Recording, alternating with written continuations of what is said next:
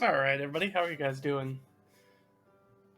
Having some fun? Get this too. Let me actually turn the sound down just a little bit on that music. There we go. Keep it kind of down there in the background. Well, at least in my neck of the woods, it's almost Friday, so it's Friday's Friday, which I am excited about. So it's gonna be a lot of fun. It's a big weekend, at least around in these parts, with a big holiday on Tuesday, 4th of July. Lots of fun. And so yeah, I may do a stream on that Tuesday because I'll be off work. I'm not sure. I need to figure out. So it definitely won't be this, but it'll probably be something else D&D related. I have a little project I've been working on off of Frank Metzer's sort of infinite dungeon or replayable dungeon that I may talk about. It's still kind of par baked. It's still a work in progress, but it might be worth talking about. How are you guys doing? You guys having a good time? Having a good week? Ready for the end? Ready for the weekend?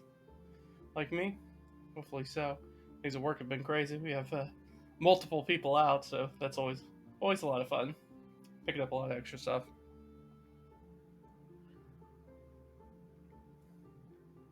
Obviously, this is episode 13 of our solo RPG actual play D&D 5e. And we left off at kind of a big cliffhanger last time. Leah's really gotten herself into a mess. I should say Leah's gotten herself into a mess again. Because this definitely isn't the first one.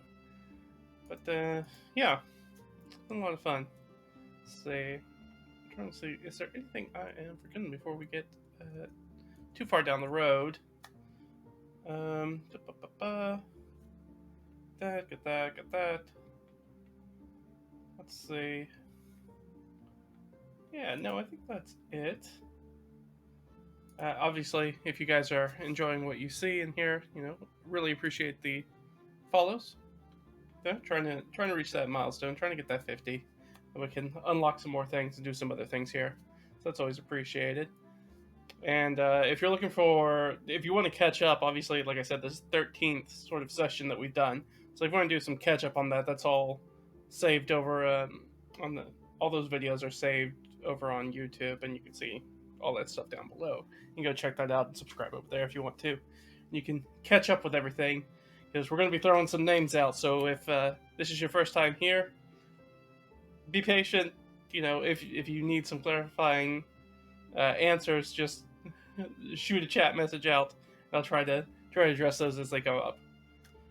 So before we jump into what's going on right now, let's talk about what we learned about last time, because last time we learned a lot of things. They're kind of important to our overall adventure at this point. So first off, we pretty much confirmed Harold's dead. We busted into his office finally after trying I don't know how many keys on that custodian's key ring, but we got into the office finally. Lee and Omer did, and we found somebody sitting in that desk chair turned the other way. We turned it around and found a furry gnome, very much dead and desiccated at this point, with kind of covered in this yellowish mold that kind of exploded in our face, which we did not like. So it was very odd. Very odd that definitely the guard had told Leah weeks ago now at this point that Harold was dead when she first showed up the conservatory to talk to the librarian. But when we got into the conservatory, we found out that his office still had his nameplate on it and was locked. But why Harold's dead body's just been locked up in his office, that we don't know. We think that we talked about there being sort of a magical dampening effect. There are a couple of magical effects kind of going on. One was this sort of dampening effect that we talked about, just kind of downplayed the effect of seeing Harold's corpse in his office. That was sort of a mental sort of charm effect. It didn't necessarily make people forget that they saw the corpse, but it definitely downplayed sort of the seriousness and the drama of that. They're like, oh yeah, Harold's dead. And that was sort of everybody's reaction, apparently, to Harold's death. And not like, there's a dead guy in an office. Are we going to do something about that?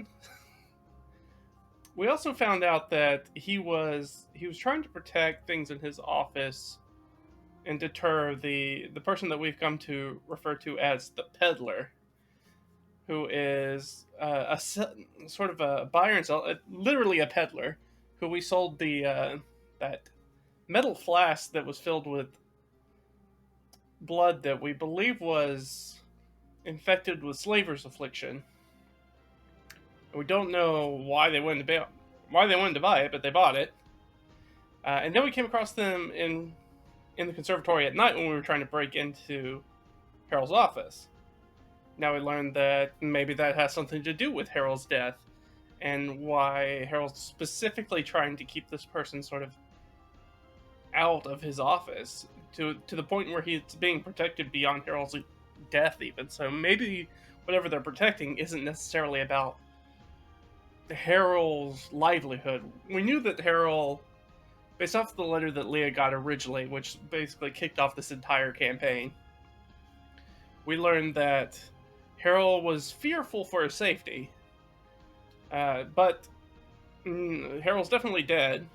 As we didn't really take the time to 100% ID that body. But it's a dead gnome, a furry dead gnome, which Harold was a furry gnome, dead in his office in his chair. I mean, maybe it's a quite good fake or something else is going on, but as far as we can tell, Harold is deceased. And whatever he is protecting, trying to keep the peddler away from, was clearly not his life, because that magical effect was still ongoing.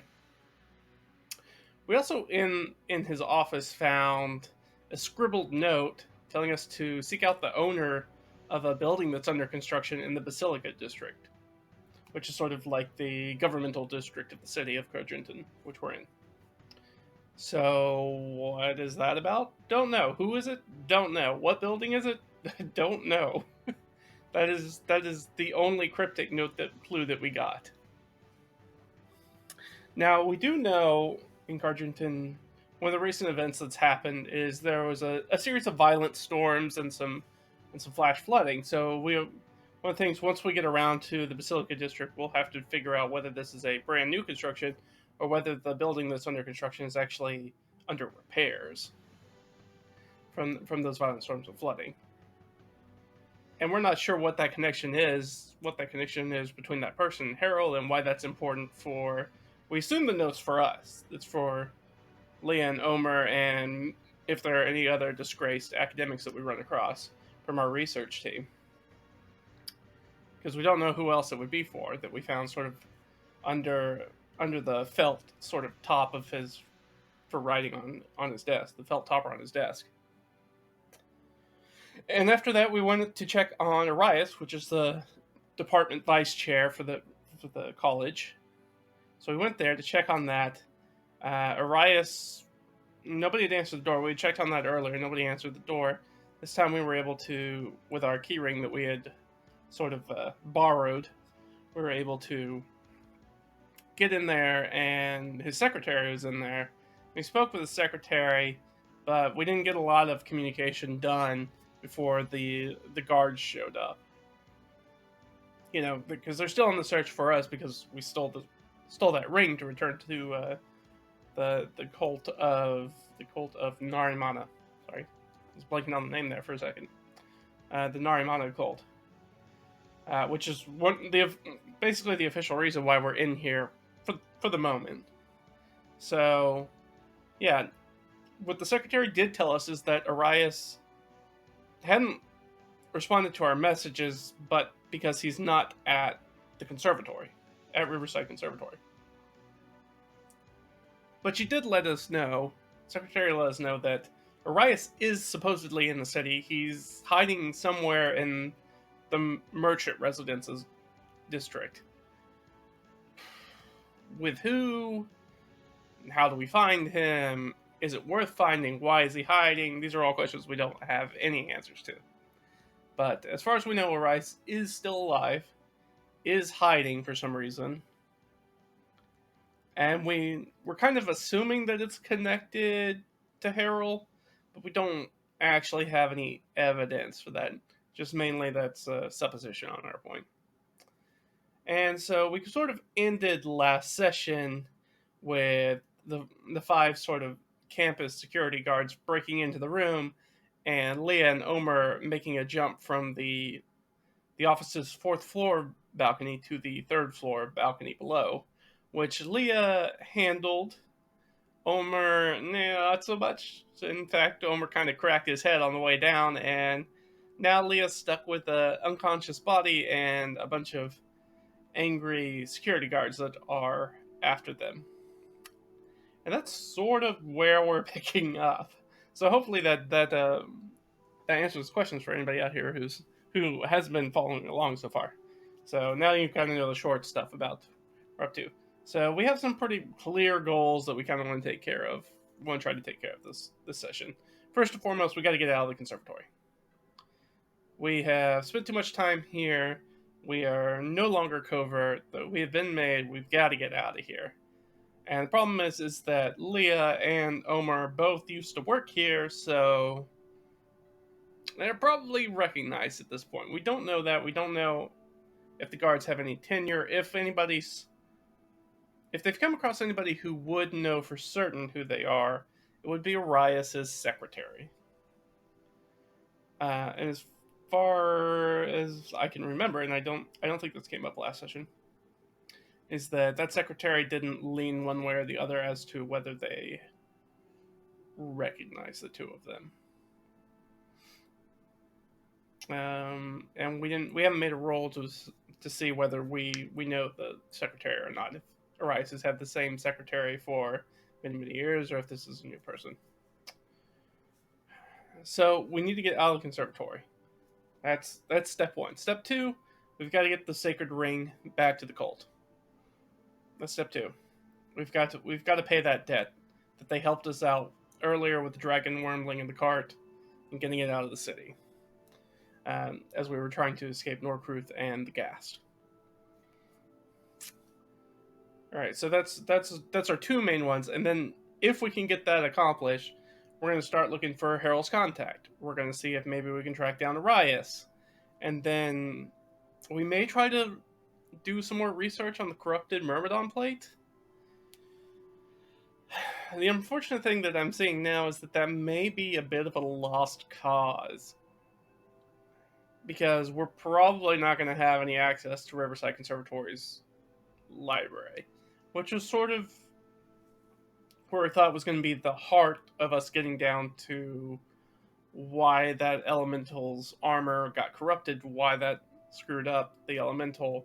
We needed those resources, so we don't have that.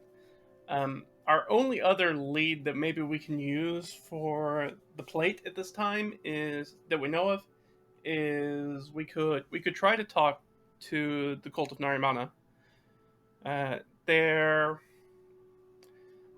They seem to be in the know about sort of things that are going on, and they are tied to water and nature in a way, so there is the potential that they could have some insight on that. Of course, the Myrmidon plate was from a water elemental that we killed. We were trying to capture it, but we ended up killing it, just because it got too dangerous. And that didn't happen here in the city, so we've transported it here. The other thing is that we also need to make the muster in the morning. Maybe we're going to make the muster. The unfortunate thing is that if we go to the muster, there may be a high chance that somebody's going to recognize us, or we're going to get pinched. If the Riverside Conservatory speaks to Cargentons like actual constabulary, actual guard, if that's communicated, then there's a high likelihood they're going to get pinched at that morning muster. But we still need to pay off that community service for the, self-defense manslaughter with Bounty Hunter Guild. Saying this all out loud, Leah's has gone through a lot of stuff in a very short amount of time. She's got a lot of irons in the fire, and none of them are particularly good. It's we see a lot of downs, a lot of L's. We're not taking a lot of W's. We're not getting a lot of those. But we did get the ring, and we got it rather easily. So that is definitely a W that's in our favor.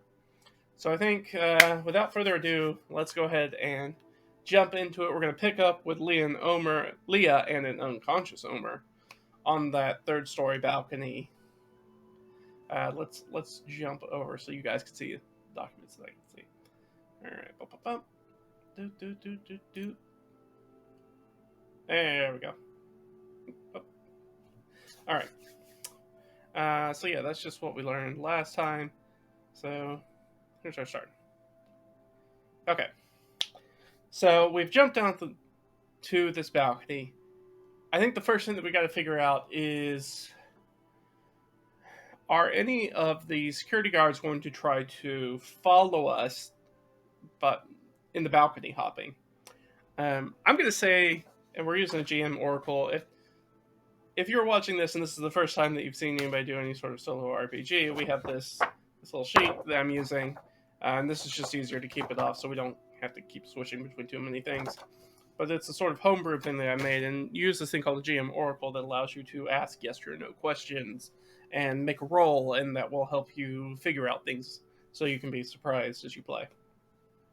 So we need to find out, are any of those security guards going to come after us by hopping down the balcony? I think that being rented cops, I don't think that they will. I think that's going to be -3 or -5 to that roll. I think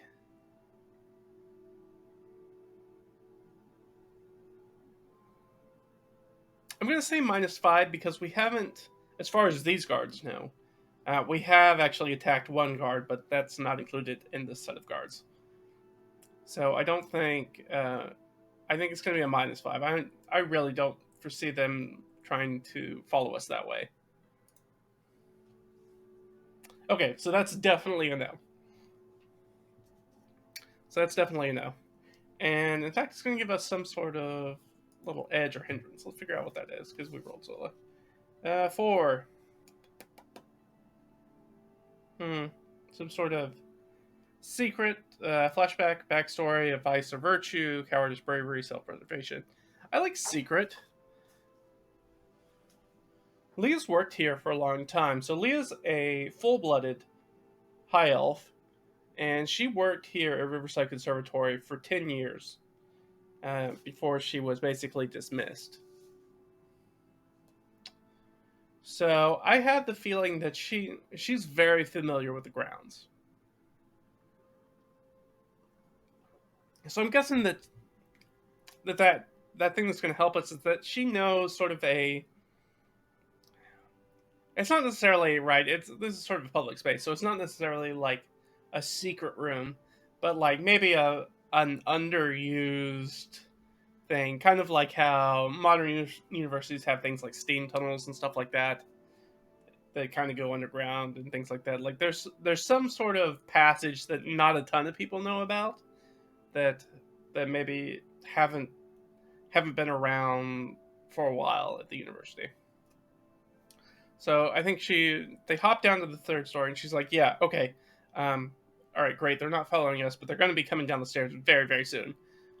Now I know there's an entrance, and what do we want to say that entrance is?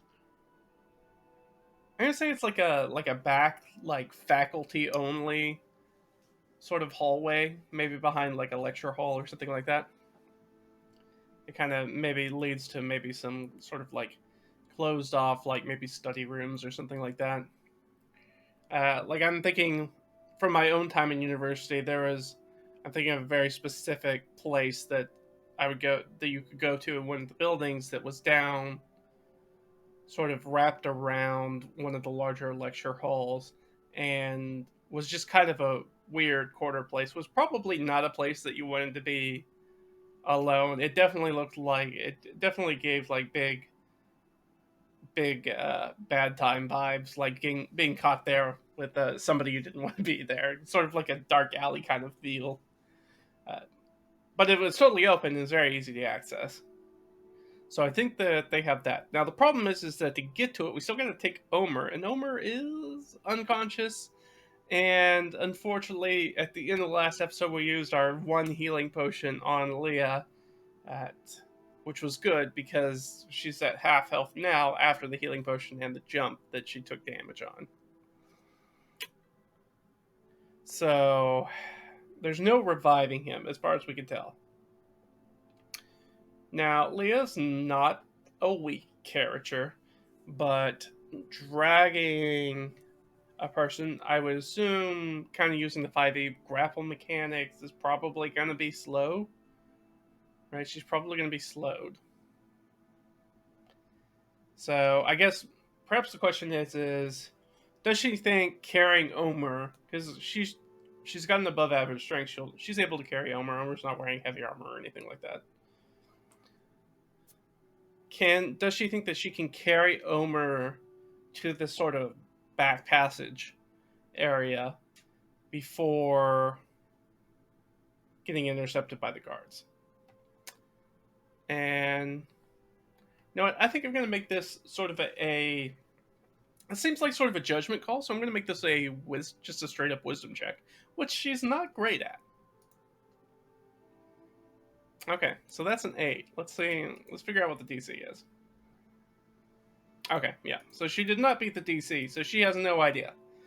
Now, her options are kind of like either leave Omer here, which is a very bad idea. I think that's not going to be a solution. But she also doesn't have any way of waking Omer up. Magical or mundane. So she is kind of down to... She's got one spell left for the day.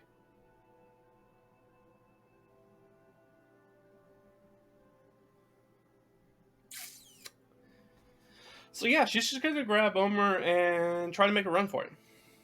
Okay, so that's what she's going to do. I'm not going to roll that for her. She has an above average strength. Omer doesn't have anything particularly heavy with it. He doesn't even have his backpack with it. They didn't bring their packs with them, because why would they? They were supposed to be undercover as student/faculty members. So, yeah, I think she just grabs him and runs for that back area. Now, that's a question. Can Igni do anything in this situation? So Igni is her familiar.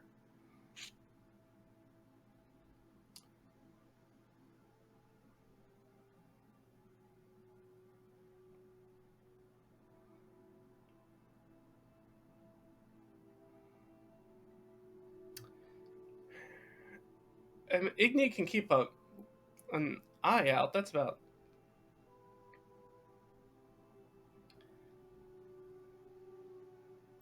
Unless we want to light the place on fire, which we're trying to avoid. I don't really want to do that, though. I mean, we do have that grease spell that's just burning a hole in our pocket. Pun intended. So, we could do something with that. But I think at this point she's just running.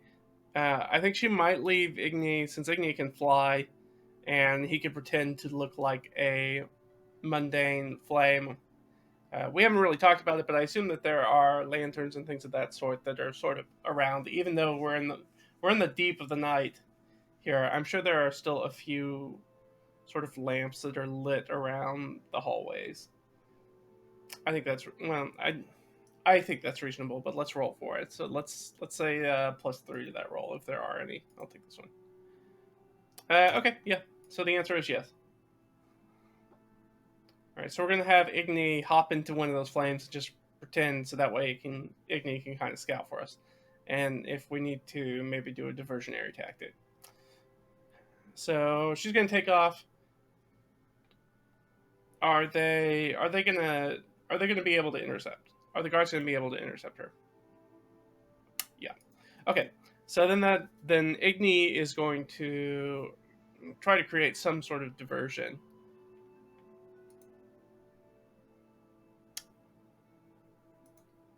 I think what Igni's going to do is, I think that we say he's sort of in a lantern. I think he's going to break that lantern, like tip it off if it's on sort of like, I assume it's sort of like in a. I just forgot the name. The word. I just forgot the word. Sort of like a little cut in the wall. Man, why? I can't believe I just forgot that word. Anyways, there's a little berth in the wall that's used to have like a sconce that holds like a lantern. And so he's basically going to take that oil lamp and basically push it off onto the floor. And, being a pseudo medieval sort of style setting, most of this place is going to be made out of wood. And so it's going to turn to a fire very quickly. So let's see. We're going to use this as sort of just a distraction. So they're going to have to stop to deal with that. But are they all going to stop to deal with the flame? Because it's going to be kind of a small fire. I mean, it's an oil fire, but it's still a small fire. So are they all stopping? No. Okay. We said there were 5 of them. So how many are going to stop? We're just going to roll d6. Okay, 4 of them. So only one of them is going to continue pursuing. That's fine. All right. So Igni stops and is probably sort of like actively sort of being mischievous, trying to get them. And when, as a planar sort of entity, Igni doesn't really have any skin in the game. Like, there's no sense of self-preservation, because if they kill Igni just pops and goes back to his home plane and can be summoned again by Leah as a familiar. So we're not that worried about that.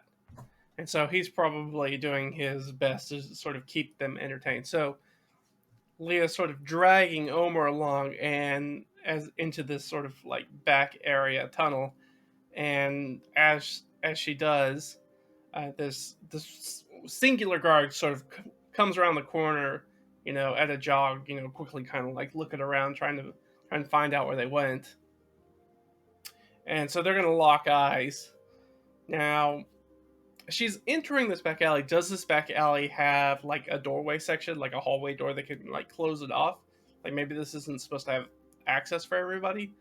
I think since this is sort of a back area, I think that might actually be likely. So I'm gonna give this roll a +3 for the Oracle. Okay, yeah. So yeah, then she's going to try to close that door. She's going to kind of drop Omer, basically, and sort of shove this door closed, and hopefully there is a lock on the other side. So yeah, that is what she's going to do. I would assume if it's a hallway, if you're going to put a door in a hallway that's supposed to bar traffic, it's assume it has to be able to lock, or else why would you have a door there? So I'm not even going to roll for that. I think there's definitely a lock, or there's probably not a bar. It's probably not a bar. It's probably a lock. So yeah, I think she's going to try to slam this door closed and bolt it. Now, I'm going to basically give her a dexterity save, I think, to try to do it before the guard gets there. Which I think is fair. So what's her dexterity? 10. She only has a +1, so that's an 11. Is that going to beat the DC? That DC is exactly 11. So just barely. So just as she sort of like shoulders it closed and is like turning it and getting the bolt set into place, there's a boom against the door as this sort of security guard tries to bash it open. And then she's gonna collect Omer up and keep moving. Now the question is does the guard have keys? Maybe.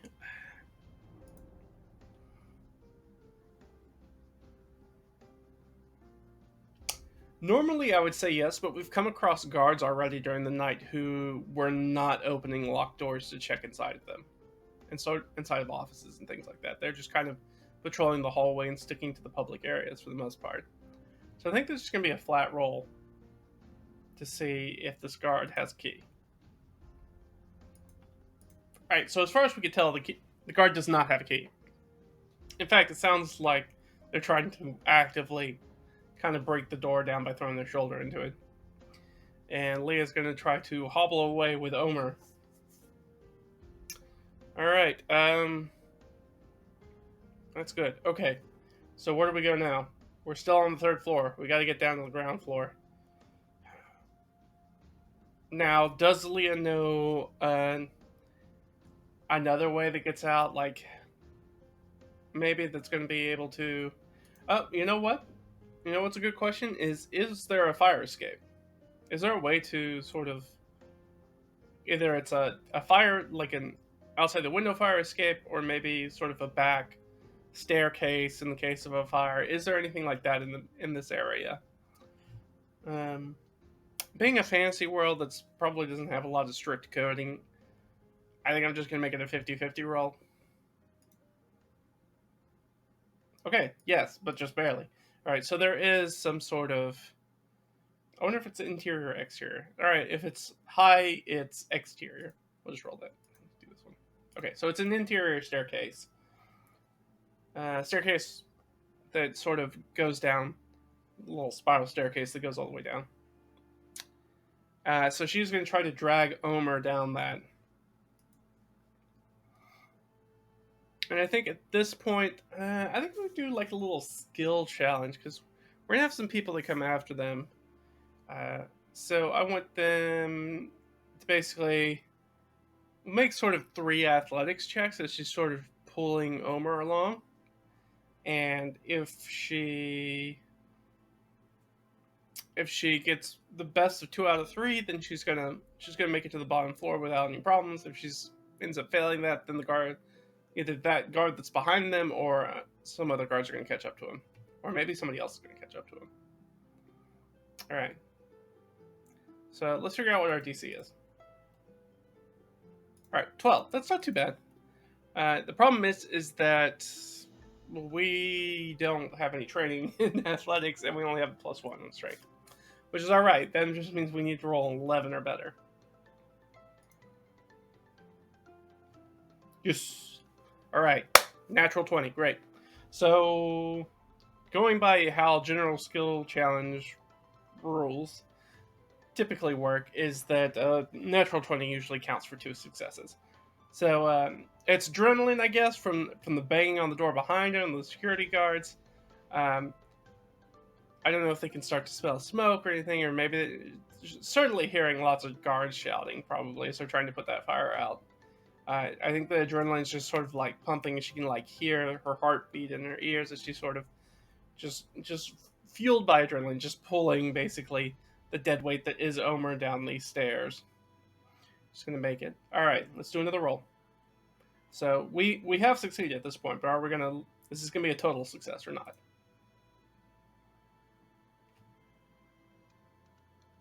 Two in a row? Are you kidding? Wow. What are the chance? Well, I mean, the chances are 5%. That's what the chances are. But I mean, you could not possibly be happier with a result than that. 2 natural 20s in a row, right when we need them, to help Leah. I mean, this is definitely going to give her some sort of edge, I feel like. So let me roll, and let me give her an edge. Because she has definitely just moved through this. An ally, friend, or rival enemy suddenly enters or exits. Well, the only friend we have that could potentially exit was Omer, and he's not going anywhere. So I think we have a friend who enters. So somebody who enters this scene, who is going to be helpful for us, who's going to be friendly for us. So let's figure out who that is. So let's jump back over here to the document. So we've got... Now, what am I looking for? Factions and NPCs. There we go. Alright, so we've got a number of people down here. So we've got 7 potential groups. So let's roll a d8. 2. Alright, so what's 2?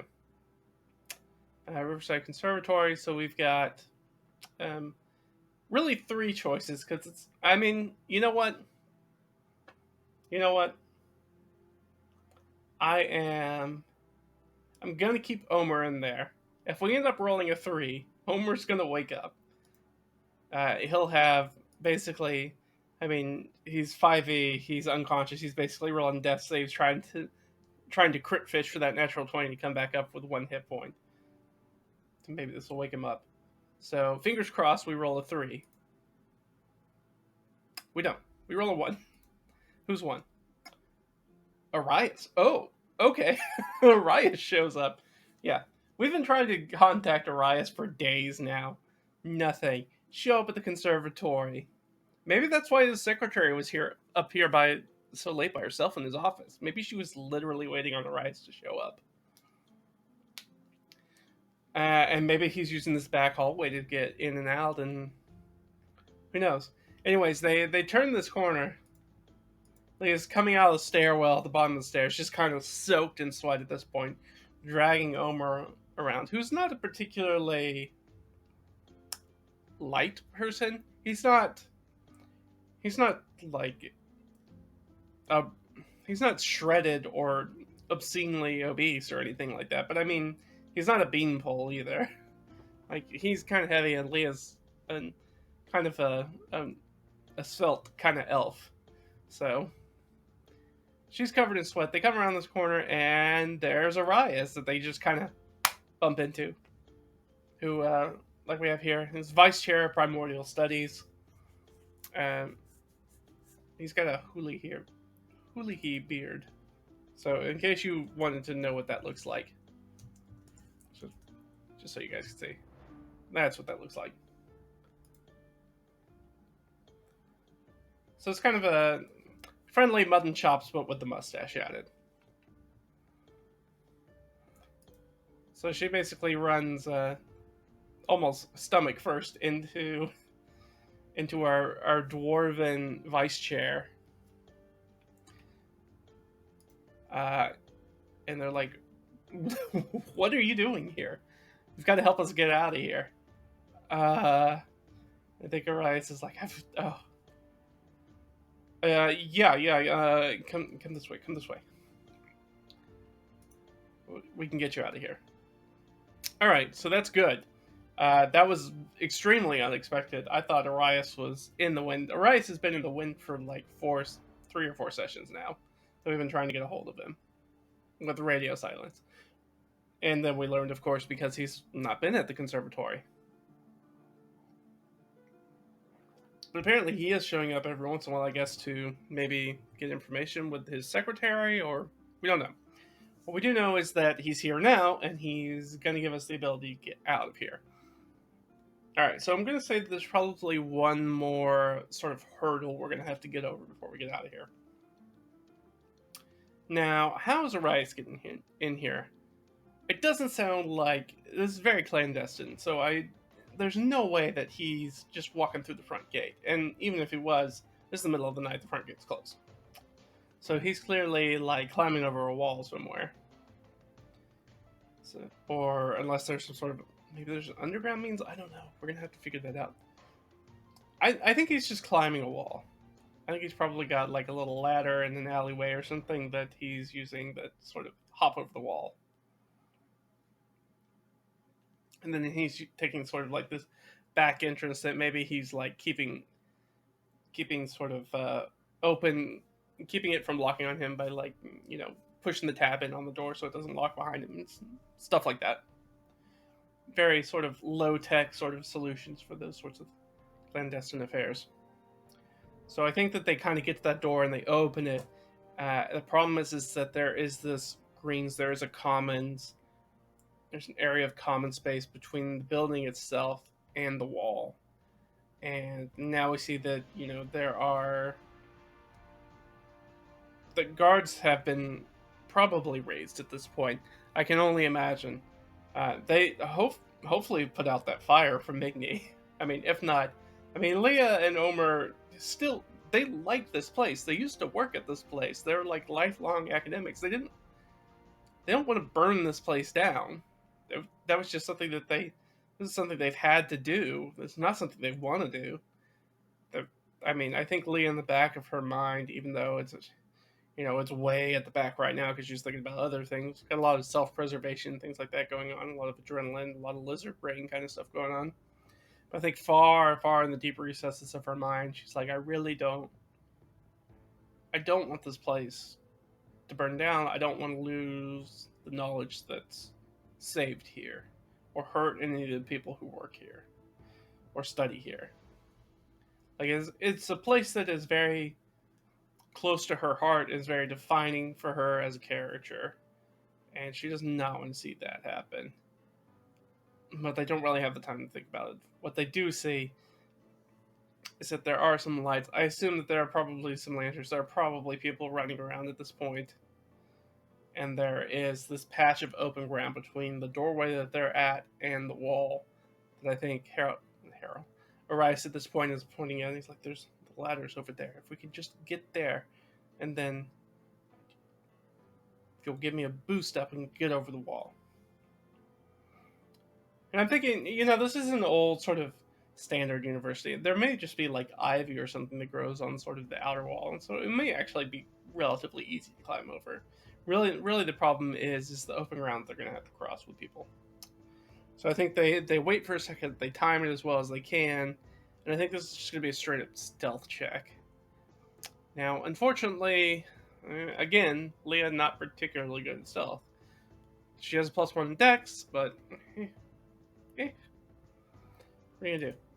Now, the nice thing is that she's an elf, so she has dark vision.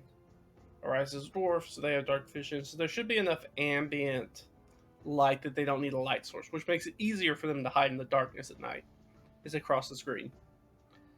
But she also has to carry Omer with her. So while that would normally, I think, give her an advantage in this situation for her stealth roll, that's going to be canceled out because of Omer. So it's just going to be a flat roll. So fingers crossed. Hopefully we roll high.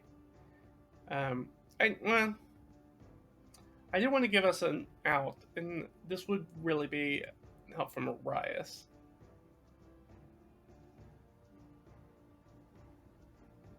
Now, I'm keeping it how it is. And what happens is what happens. Okay, so that's a 14. That's not bad. That's not bad. That's not bad. We can make this. We can get out of here scot-free.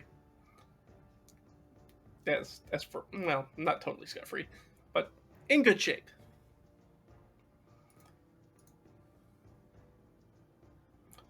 Okay, let's see. All right, that's a DC 11. It's a DC 11. I should probably tell you guys how I actually come up with these DCs to be helpful. For those people that pay attention to the blog, which again, sort of down in the description there, reddragonfiend.com, I do have a section where I go over this, but we can do that real quick. I succeeded. Leah and Arias are going to be able to get out there. So the way the DC works is that there's a 2d6 roll. That's these first 2d6. And so if I roll anything between a 5 or a 9, that counts as 10. If I roll a 10 or 11, it counts as 15. If I roll a 12, it counts as 20. And then, of course, if 3 or 4, it counts as 5. 2 counts as 0. And then the extra d6 is the modifier. So if this roll, right, this is 7, so that's 10. 6 1 would be 7, so that makes 10. Plus 5 is 15. And so that's how I come up with the DCs on the fly. In case you were wondering. That's how I do them. And I use those when I run for other people too. When I'm running for groups, is that I'll usually use that. If I don't have any idea what to set the DC for, I'll do it that way. Generally, it falls in kind of that range that you're looking for in D&D 5e. That's going to be somewhere between, in that area that's like 13 to 17. That's kind of the core DC for most things. It generally falls within that, but also because it's random, there are some weird spikes every once in a while that kind of jump up into the 20s, can even get even up to over a 30. There's some other proficiency things that kind of double that last die, but I'm not going to talk about that right now. But just in case you've been watching and you're wondering how I determine the DCs from 3d6 when I'm clearly not adding them up, that's how it works. All right, so we get out of the conservatory. Goal 1 accomplished. All right, so we are going to talk to Arias probably very briefly in the alleyway. I can't believe you're here. Did you ever get our messages? That's a good question. Did Arias get their messages? I don't know. No. Okay, so Arias didn't get their messages. Is he going to provide us a reason? Does he know why he didn't get the message? No. He's like, I don't know. I wasn't aware of any messages. I kind of check in with my secretary every, maybe once a week, maybe twice a week. She hasn't given me any messages, so I don't know. At least not from you. It's great to see you, and is he okay? He's kind of like looking down at Omer, who's just basically laying in the alley at this point. I think Aaliyah's like, he'll live. Well, come back to my place. I've got a safe house. You can rest with us. We can connect. I think Aaliyah's like, look, love to. I can meet you there later, but I've got to take care of Omer, and I also have something else that I have to do first, and then we can meet up with you, and then we can discuss everything. And I think he's amenable to that. And I assume that he gives them the address for sort of like where he's hanging out in the mercantile, or the merchant sort of residences ward. And I think they sort of split off. And so Leah and Omer are going to stumble off into the night and make their way back to the cult's temple. So the question is, as usual, whenever we make moves across the city like this, anytime that we're kind of moving, especially moving between ward to ward, we do a random check to see if anything happens while we're moving. Right, well, something happens on a 12 and a 1. That's a 1. A 1 means that it is an encounter. Now, normally I'd probably just kind of make the encounter up on the fly, but we have noticed a disturbing trend in Carjuntan, is that when it's nighttime, for whatever reason, because we haven't had a chance to really explore it more, there are undead that come out. And that seems to be something that the cult of Narimana is dealing with. So, hold on. Here we go. There we go. Music stopped playing. So, we know that there is going to be a fight. It's going to be for us. We're going to do some undead. So it's definitely going to be an undead fight. Let's see. So we've got two. We kind of want to make always hard. How hard is it though? I don't know. Okay, kind of standard difficulty. Perfect. All right. So let's generate a random encounter.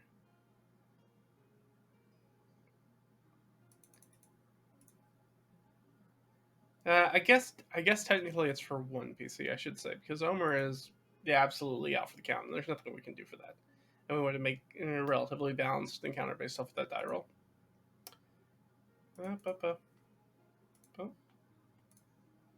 So yeah, I think one zombie feels appropriate. We've already come across a zombie. They're pretty tough. It's also a low level undead. We don't have a ton of options.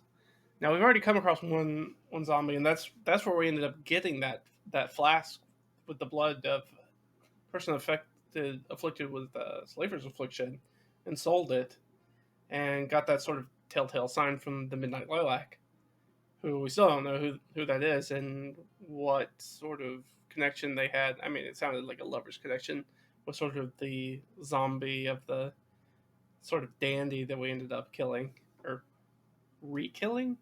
So it was a zombie already. So we are going to have, and Omer fought a zombie when he was off doing stuff by himself, and that did not go well. He ended up having to flee. But let's do a zombie.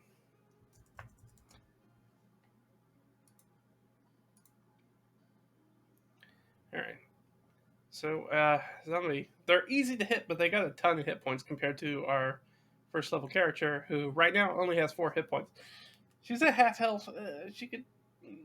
Is she really like be able to take more than one hit?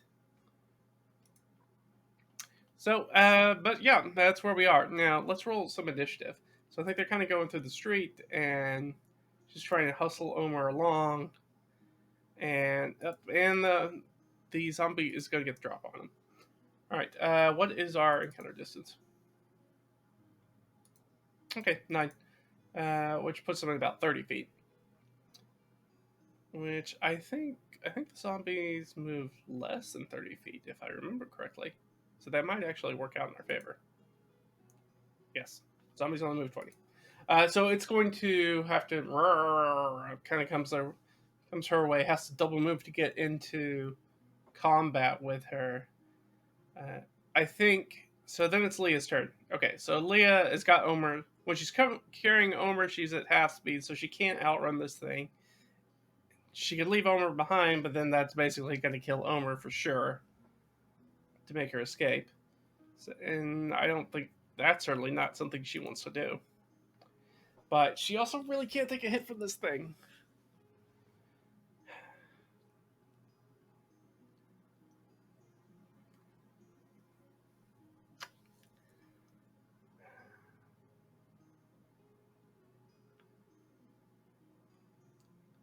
So yeah, I think that's what she's going to do. She is going to use her bonus action. She's going to call Igni back. And then she is going to cast Grease onto the zombie.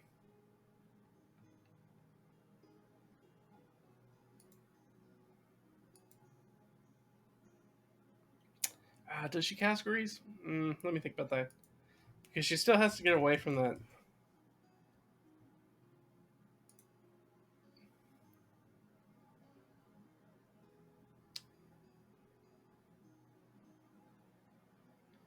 Yeah, I think that's what she's going to try to do. She's going to try to...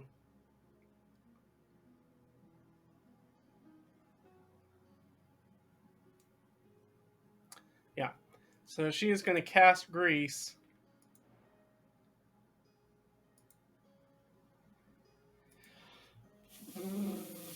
Yeah, she casts Grease. I'm trying to think, does she try to run now?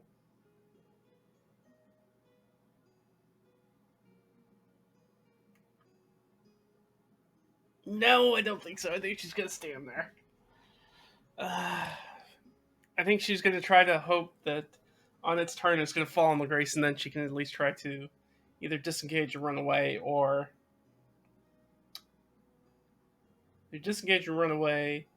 or at least if she's going to full run, at least if it's prone, then it'll have disadvantage on the attack. But yeah, that's what she can do right now. So she's going to summon that. She's going to summon Igni back to her side. And that's going to be a turn. Alright, so it is the zombie's turn. Zombie needs to make a dexterity saving throw. Which I'm pretty sure they're bad at, which is one of the reasons I use Grease. Yeah, their dexterity. They've got a 6 in dexterity, so -2. Alright. And I assume it's her. Yeah, so it's got to be her DC, which is 13. Right. So it's going to try to, starting its turn there. All right, it rolled a 13. The DC is 13, but it has a -2, so that's 11. So it's kind of, it kind of goes for her, and then, does a whoop, whoop, whoop, whoop, whoop, and kind of slips and falls on the ground, slams down, and then will make it's smart. Zombies are real dumb, so I don't think it's going to be like, I should get back up so that way I don't have disadvantage on the attack. I think it's just, right, just like, brains. So it's just going to attack from the ground. Okay, good. I don't think either one of those would have hit, right? Yeah, neither one of those would have hit anyways, but I'll take the 3. Alright, that is perfect. So then it is... and I guess I'll just Oracle roll. Will it stand up? I'm going to give it a -5 because this creature's real dumb. Yeah, then no.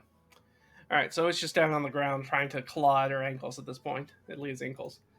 All right, so I think what she's going to do at this point is she's going to tap Igni like a magic card. We're just going to tap it, and Igni's going to light this mofo up. So Igni is going to do his fire breath, 15-foot cone, 2d6 fire damage, half on save, which is going to be her DC, so 16. So it's another dex save. It has disadvantage because it's on the ground. Well, it can't roll any lower than that. Alright, so it's going to take the 2d6 fire damage straight up. Alright, so 7 points of fire damage. And we'll go ahead and make a... So we'll go ahead and do this. Zombo. Zombio. Ooh, sounds Italian. Zombio. And he's taking 11 damage. Now, the thing is that I set the grease spell on fire, which is the other reason why I did grease. Now, I guess 5e doesn't include... In older editions of the game, when you use the grease spell, it's literally grease, so you can then set it on fire. It is difficult terrain. So, yeah, I'm going to say that it's going to start taking damage at the start of its turn while it's in there. And we'll just do the standard, 1d6 damage. Plus all the other effects that come with grease. So it does that. Leah, so he spits his fire breath. That happens. Is there anything else with the fire breath?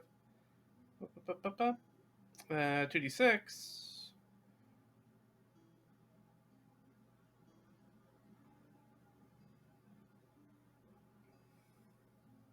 Oh, that's right. Now he can control it because now it's not magical flames because of the grease. As long as there is fuel and dead bodies burn pretty good most of the time. Assuming they've been dead for a little bit. And Leah is going to spend her action to disengage, and she is going to move away. Now, she's at half speed, so she's only... and her speed's 30, I believe. I don't think she has the expanded speed, right? Correct. Alright, so she can only move 15 feet away with our friend Omer, who is still very much unconscious.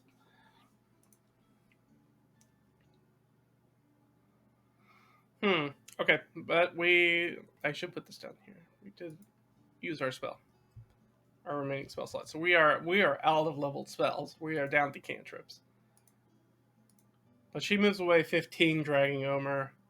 It is the undead's turn. The undead's going to take some fire damage. Takes 2 points of fire damage. Right. This thing has... so it's 13 of 22. Or I guess... I should probably reverse that, right? So it's actually 0-9. So it has 9 hit points left. Alright, so it has 9 hit points left. It is... Does it stand up? I'm going to guess probably not. Again, pretty dumb. Going to have the -5 on this. No, it doesn't. So it crawls. So it was already at half speed for crawling. So it goes from 20 to 10 and then half speed again because all of the grease is difficult terrain. So it moves 5 foot. So it doesn't exit the grease on this turn, but should on the next turn. All right. So I think that they see that this fire is sort of ripping through this thing. I think Igni's going to pull more of that grease fire on top of it. Which I think is probably going to do another d6 of damage. Because he's just controlling the flame. So there's not really a save there because the thing's already on fire. So it'll take another 2 points of damage. Down to 7. And then it's Leah's turn. Yeah, I think at this point, Leah's going to kind of seeing the state that it's in. It's going to be pretty confident in what she can, in trying to put this thing down. So she has a firebolt that could help. The problem is that the thing's laying on the ground, and when the thing's on the ground, it technically has advantage. Or technically you have disadvantage to hit with ranged attacks. So kind of a weird thing there. Could just hit it with the staff, but then I have to go back into its range, and I don't really want to do that. Now the question is, this is an alley, it's a city. Is there any dirt here in this sort of street area, or is this very much like straight up cobbles? So I'm going to say, is there any dirt? I'm going to put that at -5 because it's a city. We're in the middle of a city. Yeah, no. All right. That's all I was trying to figure out. So we're not going to be able to use mold earth. I thought maybe I'd be able to use mold earth to like erect a barrier, and then the thing wouldn't be able to move forward. So it'd have to be stuck in the grease spell for another round. Um, that's dumb. We're gonna double move. Let's double move. All right, so we move 30 feet away. All right, so now it's definitely not going to catch us in the next turn. It is. I guess Igni. Does Igni have a? Igni has a claw attack, right? But he's not going to get in there with it.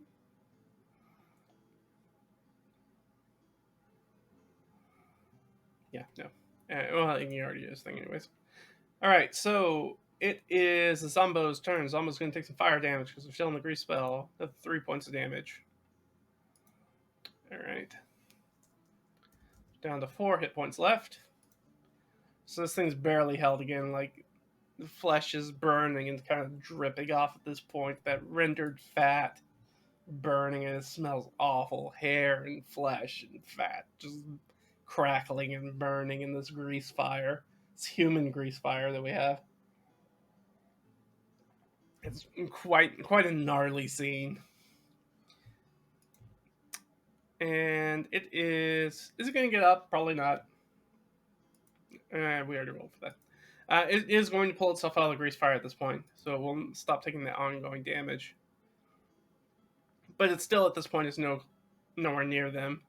And unless it steps up, it's not going to be. Unless it stands up, it's not going to be able to catch them.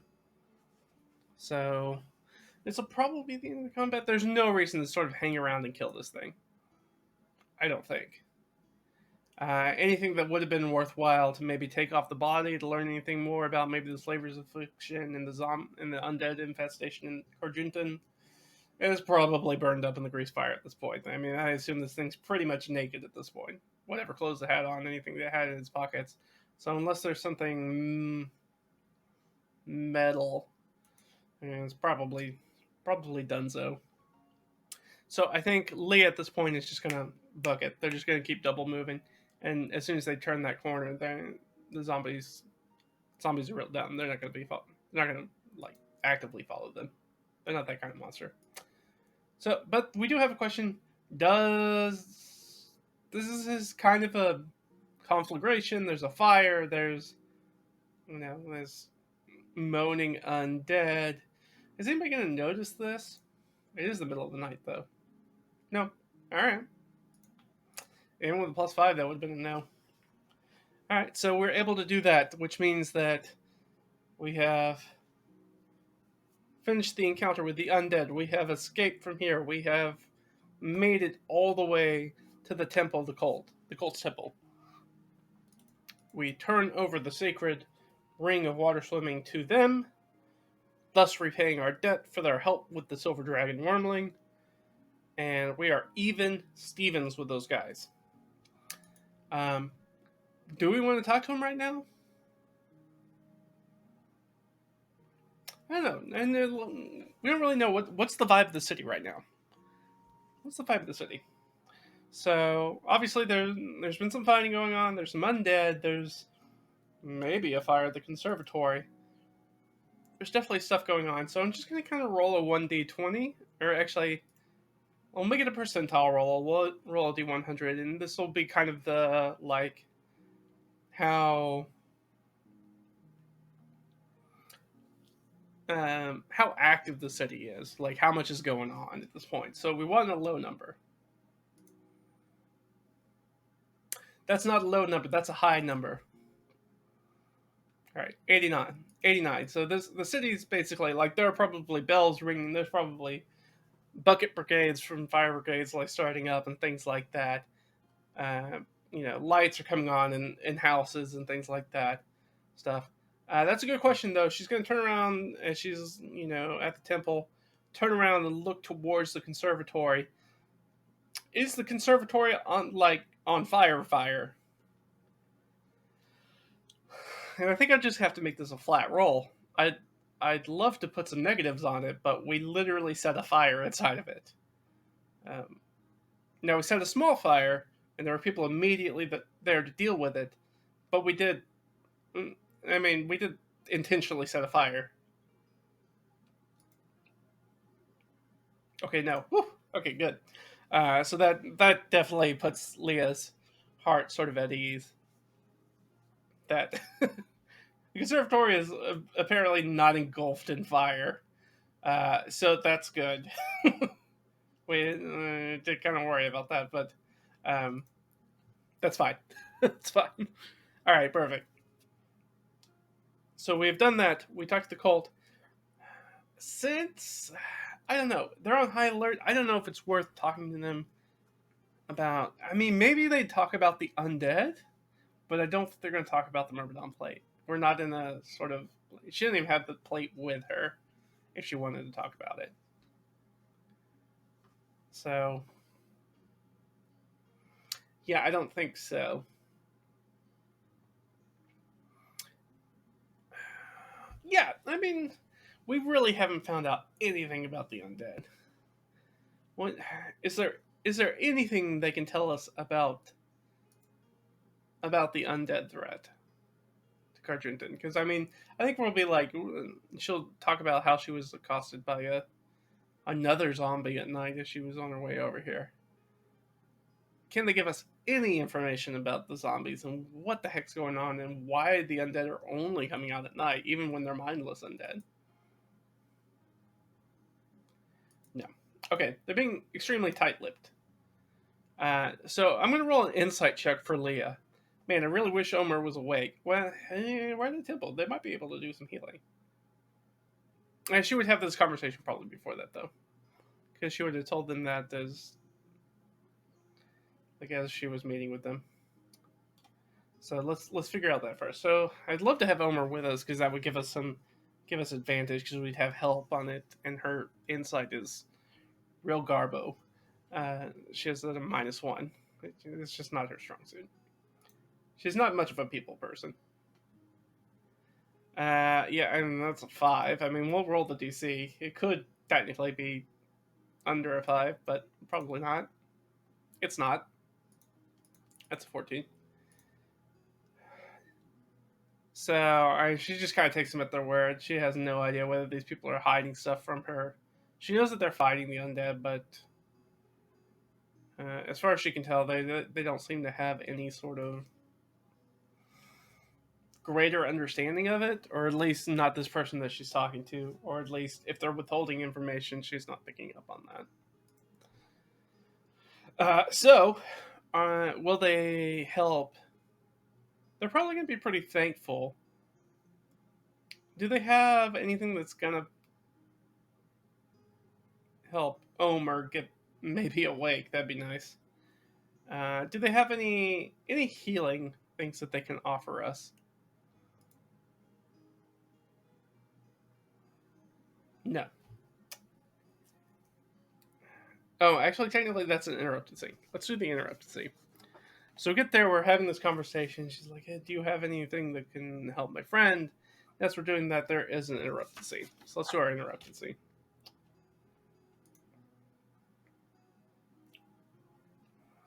Some sort of location. Ordinary location.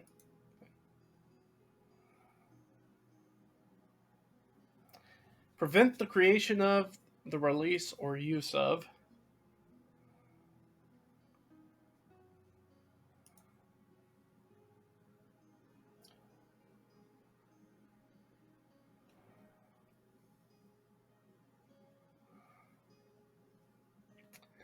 So, and 7 is a hazard or obstacle ordinary.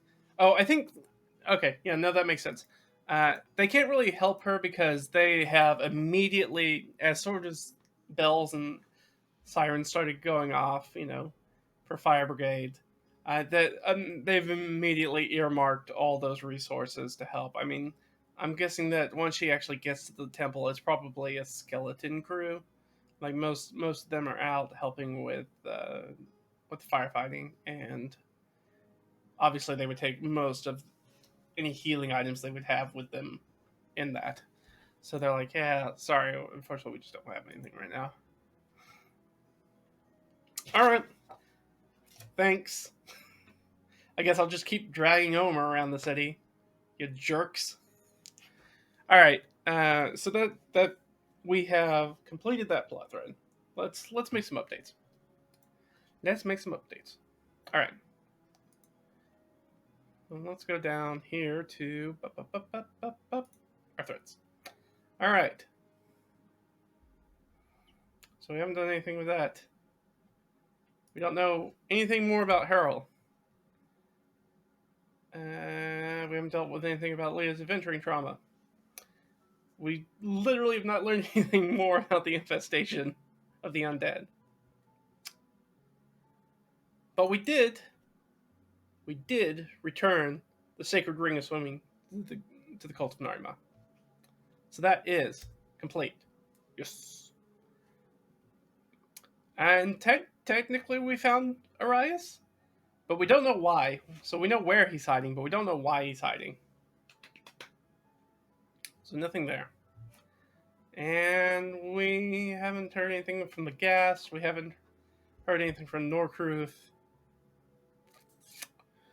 Community service, we're going to have to deal with that very shortly. And the Bounty Hunter Guild. We have not heard anything from them recently. Though, I may in the near future.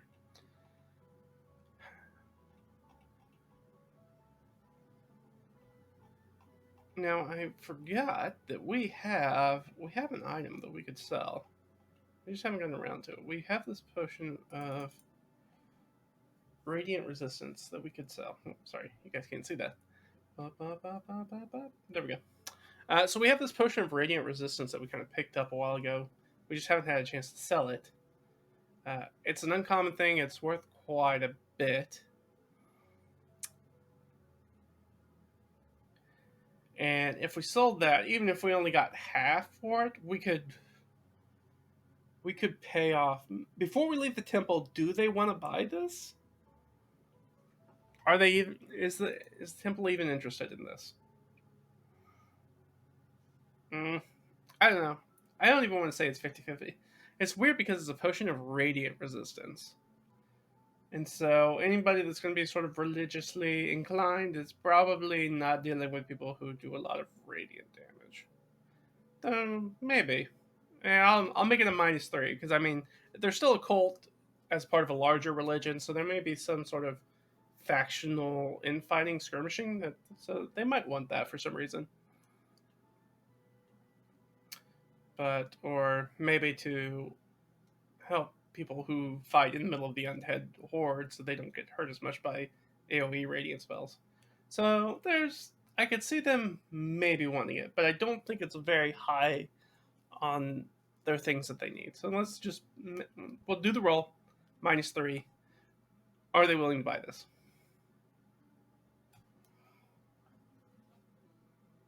Another natural 20. Okay, good. It's one of those times when we really, really need it. All right, perfect. So they are actually very interested in buying this. I don't know what that's about. But I think that's going to give us enough of an edge that I think Leah picks up on that. So I'm going to let her do her charisma check to try to barter at advantage. So normally she wouldn't have advantage because Omer is unconscious. If Omer was conscious, then perhaps we could. But it's just +2 because she's not trained. But she's going to have advantage. Oh, Leah. You tripped at the finish line. We're going to coast in. We're going to get it done. That's killer. All right. That's a pretty bad roll. That's a whopping 7. Yeah, literally can't roll that low. Alright, so we don't meet the DC. So normally, it's for these uncommon items, and I went over this last time, that usually for these sort of high magic value items, D&D 5e, officially, you're supposed to sell them for 10%. I'm like, that's kind of ridiculous to be like, I have this thing that's worth 250 gold pieces, but I'm willing to sell it to you for 25. Like, that's just, like, that makes sense to me for normal equipment. Like, if you want to sell mundane stuff, that's fine, but this is not mundane stuff. So usually I'm like, you sell it at half price, which would be 125. But we didn't do very well. So I just think that they evened down. All right, 90%. That's not too bad. What is 125 times 0.9 is, all right. So we get 100 and then let's round up 113 gold pieces. Okay, so we'll mark that off on our treasure. That's still perfect. That's still great. So we'll take this out of treasure. We'll add 113, which actually puts us at 143 gold pieces. Which means that we can pay off at the muster. We can pay off our community service and not do that anymore. That will be great. That's definitely something we would like to not do.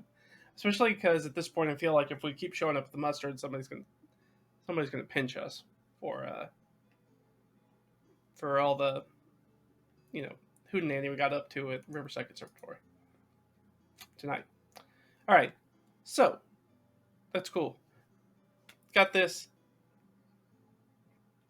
I assume we swing by the inn to pick up our things, and then we're gonna head.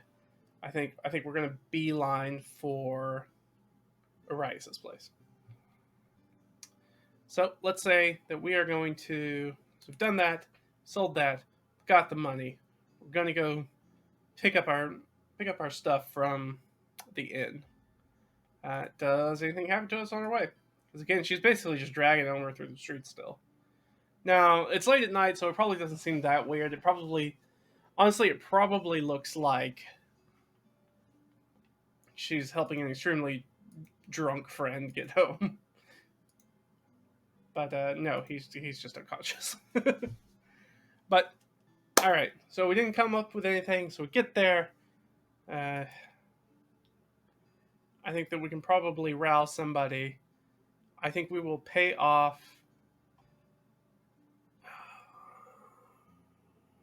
I forgot about our mule. We should probably keep our mule stabled. I don't think Arias is going to be able to do anything for that.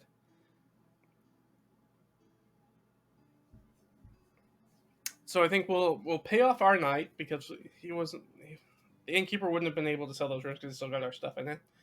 So we're going to pay that off, and then we're just going to do the stabling. Let's say we'll do the stabling for. Do we want to do multiple days for stabling? I think at this point, I don't think we're leaving here tomorrow. We're not leaving Carjunton tomorrow. Let's do like maybe. You know what? We've been doing this day by day, so I'm gonna keep it day by day.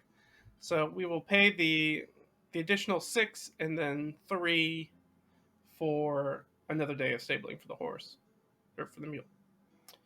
6 plus 3 is 9. All right, so we'll drop a gold piece. Drop a gold piece.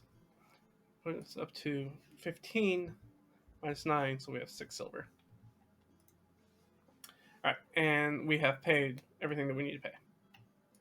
We've grabbed our stuff, and now we're going to make our way over to the merchants' residences. All right, no problem. So we find this home, apparently, that Arias is sitting in. That's a good question. We hadn't talked about it. Is this an occupied home? Or is he squatting in like abandoned place, or maybe somebody who's out of town. Say, does it look like somebody's living here that's not Arias? No. Okay. So maybe I highly doubt that in a city like this that real good real estate like that sits around vacant for a lot of time. I'm gonna guess that these people are whoever stays here normally is obviously they're wealthy merchants and they're just out of town. They may be one of the things where they're summering and maybe they have some sort of country villa or something that they're summering at, and Rice is just kind of squatting in there. So if that's the case, then now let's update on the sheet. Let's update that on the sheet so I don't forget about it. And let's say so he's squatting in let's say a townhouse. Well, again, you guys can see this. Let me move it. Not that there's much to see. It's just me typing, but now you can see it. He's squatting with a family in town. We don't know how long they're out of town, but we know they're out of town right now, and he's squatting in. So I assume that once they get in there, it's got that very sort of like archetypal, like all the furniture and stuff is covered in cloth to keep the dust off of it and that sort of thing. And he's sort of squatting in it. And, I am out of coffee.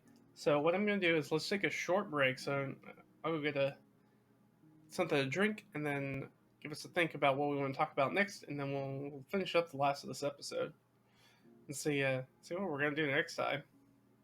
Maybe we can get Omer to wake up. That'd be a nice change of pace for this session. But hang on there for a little bit, and I will be back with you guys very shortly. Okay. Bye.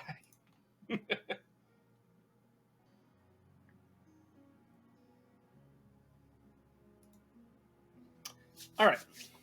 And back. Ended up switching over to tea. Delicious. All right. So I think that there probably is. I don't think Arias is probably in the house proper for the most part. I think that would be a little bit too conspicuous with the neighbors and things like that. So I think what he's done is he's probably broken into the cellar. I think he's just kind of living out in the cellar, hiding out. And so I think that is where Lee comes in, and there's sort of probably an outdoor access for the cellar. And she kind of gives the secret knock, da, da, da, da, da, da, da. And Arias sort of opens the cellar doors, the classic sort of cellar doors that sort of open up from the ground. And she descends in the staircase and they close the doors after him and bar him. On the bottom, I think this is probably like a combination, sort of like root cellar and maybe like a buttery or something like that. Maybe like a wine cellar as well. Probably some drinks down here. For that it's just sort of a basic storage area that's used as a larder as well as alcoholic casks and things of that nature. Yep. So I think that Arias kind of ushers her in and like pulls over probably like an empty crate, like a sort of crate, and flips it over and it's like, come on, sit down. It's been Leah. It's been I don't know how long. Oh my God, Omer. Is Omer okay? And I think they both sort of like find a spot to sort of like lay him down on the ground, and I think Arias goes and he pulls. Well, they've got blankets, and they put a blanket over him, and like, is he gonna be okay? And Leah's like, I hope so. I hope he's gonna be all right. Try to get some medical attention, but everything's kind of crazy up there right now in the city streets. So That was best to not tarry too long. Mm, mm, mm-hmm, mm-hmm. Because speaking of, there's the. I mean, it's great to see you, but the sort of. Because again, Rice is like many people who Leah knows but hasn't seen in a long time. She has that really, really nasty scar that's across her face that she didn't used to have, at least when she was working at the university. She has that's something she got when she was in service during that war and got, you know, not something that she loves, but it's something that she's kind of used to at this point, but has to remember that like people who haven't seen her in a few years are not familiar with that on her face. So are you all right? Yeah, I'm fine. I'm fine. We don't. We need your help when we got here. The both of us. She kind of gestures at Omer.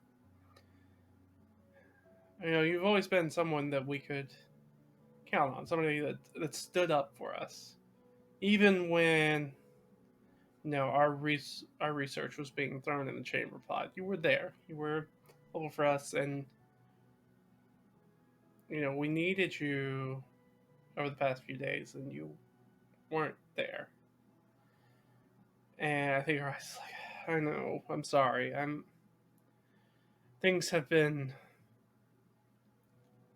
not great lately, in general. Um, I don't even know why you came back. I mean, it seems like ever since your team's research came in and got the response that it did, and you guys were discredited and removed from the conservatory. It feels like it's just been a string of odd and terrible things happening since then, and I don't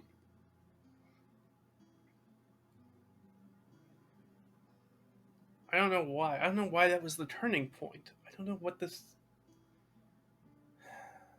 And then Harold, yeah, Harold. So, okay, good. Not only do I know, before he died, he sent me a letter, or at least I think it was him. And we hadn't really thought about that before. That the letter was maybe not written by Harold that Leah received. The whole kickoff for this quest. Maybe it wasn't written by Harold. Maybe it was something to draw Leah back to Carjunton. To maybe tidy up those loose ends from the research team. Which, you know what, saying that, I am, and here I'll swap over so you guys can see what I'm looking at, though most of this is probably going to be RP for the last bit. I don't think we're going to run into any fights or anything like that.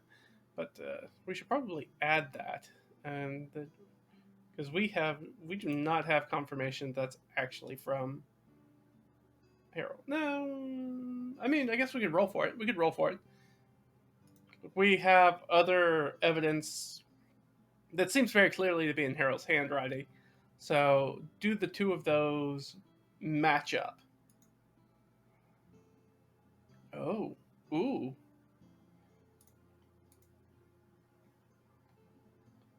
Well, we have to imagine that the cryptic cipher and the secret notes on who to get in touch with, all that hidden stuff, is most certainly, and most of the other writing in Harold's office would be in his hand. But this letter, now that we're looking at it, this letter is not. So this letter that kind of kicked off this quest was not written by Harold. It's somebody pretending to be Harold.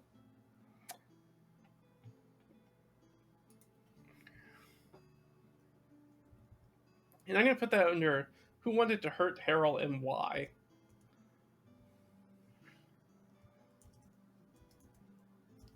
we're gonna.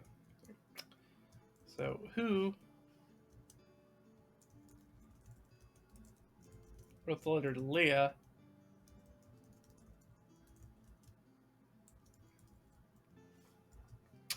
All right, so that's a big clue. That really changes a lot of things that we really were taking for granted, and now that is not the case.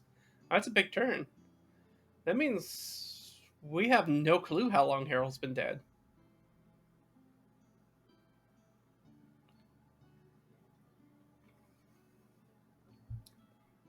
We were assuming that not a lot of time has passed between Leah getting the letter and reaching Carjuntan. I think, if I remember correctly, it's. Well, no, because she reached Carjuntan first. Sorry, that was before the game. So she had traveled from to Carjuntan after receiving the letter to talk with Harold. And I think I'm trying to remember off the top of my head, it's been many weeks since we've talked about this in real life. But I think it was about a week since between the time in which she received the letter and she made it to Riverside Conservatory where she asked about Harold the first time, which was before we started playing. Sort of like the lead up to our prologue. And why she went to go seek out Omer. And since then, it's been 3 weeks, maybe 4. I think 3.5 weeks. So in our minds, it's like if Harold was dead, he's only been dead for about a month. But now that corpse with the mold all over it starts to make a lot more sense. Maybe Harold's been dead for much longer. But somebody else wrote this letter on his behalf. Did Arias write it? I don't think that's likely, or else he would have just told them that. So I'm gonna put a -3 on this. Actually, I'm gonna put a -5 on this. I think this is more likely to was meant to trap Leah and other people, rather than Arias sort of reaching out to them, because Arias could have left and gone to them if he wanted to. So -5. All right. So Arias didn't write the letter, which is fine. That's what we assumed. Okay. So perfect.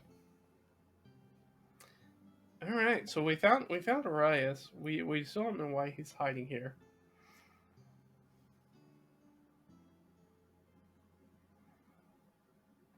Which is, well, I guess we should ask. Why the heck are you hiding in the basement? Thing. Oh well, and I think he's like, that's a story. And I think that will require some lubrication. I think he gets up. He does sort of the old man grunt as he sort of gets up and sort of strokes his beard as he walks across the basement over to. I think there's a rack, sort of like a wine cellar rack that's probably got, or the buttery that's got, casks of ale, and then it's got racks of bottles. I think he grabs a dusty bottle and kind of dusts it off, and then sort of uncorks it, and sort of sits down and takes a long pull off of it, and then sort of hands it over to Leah. We haven't talked this point. This hasn't come up yet. Does Leah indulge in alcohol? We hadn't really thought about it. We haven't really set up any. She's not a particularly, as far as we can tell, particularly religious person, and so there might not be any sort of cultural constraints that keep her from drinking. But we just haven't really. I don't think. We know she enjoys tea. So yeah. Does Leah partake in this wine? I give it a +3. I think that's probably a relatively cultural norm, just like it is in our world to share drinks. We'll go with this first one. Yeah. Okay. She's like, thanks. I think she probably takes a long pull on it. It's been a busy night. It's been a long day for Leah. I think she takes a long pull off of it and hands the bottle back. So why are you hiding here, right? That's a good question. Let's So we have our sort of interrupted scenes, and we'll just kind of use that to kind of give us a very basic understanding as to what's kind of going on with Arias. 18, some sort of trap or trick. All right, so some sort of trick maybe, or it could be a trap. Resist or survive is the other one. I mean, they're both 18s, but that was the other 18 on the other thing. So yeah, obviously, so Arias got tricked in some way, and now he is literally down here to survive. Okay, so he was by someone, and is lying low to survive. I mean, that's seems pretty standard. I mean, that doesn't really tell us a whole bunch of information. What we really want to know is the person or faction, uh, which he's probably going to be. I mean, I guess that's true? Does Arias know who's trying to take care of him? I think he's probably got. I think it's likely he's got some insight on that. So +3. Yes. Okay. So he definitely does. Is it a faction or NPC that we know, that Leah knows? Yes. Okay.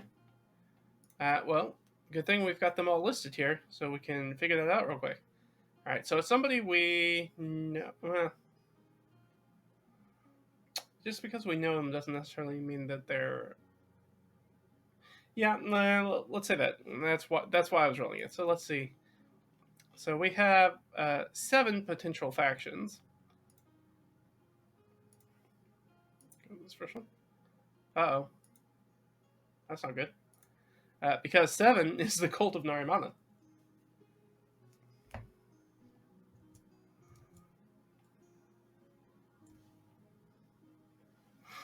All right, so it's got something to do with the cult of Narimana. Interesting.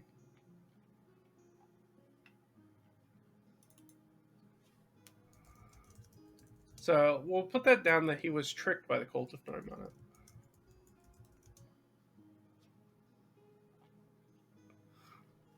Now the cult did just ask us, because they were trying to get a sacred item out of the conservatory. Is that what they tricked?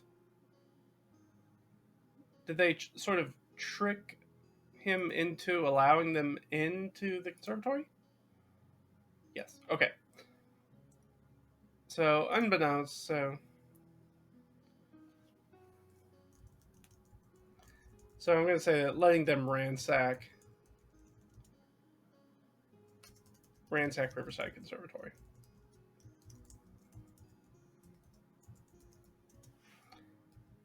Okay, so obviously the cult is not the people that are probably. Well, I mean, we could double down. Is the cult the people who are trying to hurt him? I think they probably got everything they wanted out of him, which was probably onto the conservatory grounds. So I don't think that's likely. I'm going to put that on -3. But the answer is still yes. Okay.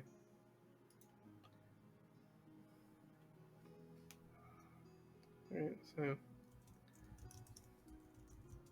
I'll say that the cult's trying to tie up loose ends.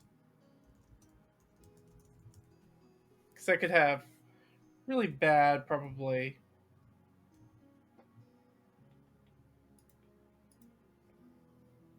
They could have pretty bad side effects or repercussions if the powers that be found out that they stole all those things from the conservatory. I think that's likely. Okay, now we don't have any beef with the cult. The cult doesn't have any beef with us, Lee and Omer. But if they find out that we're connected to Arias, which clearly they haven't made, and probably won't make for a while, because we did steal something for them. And we're former employees, we're not current employees.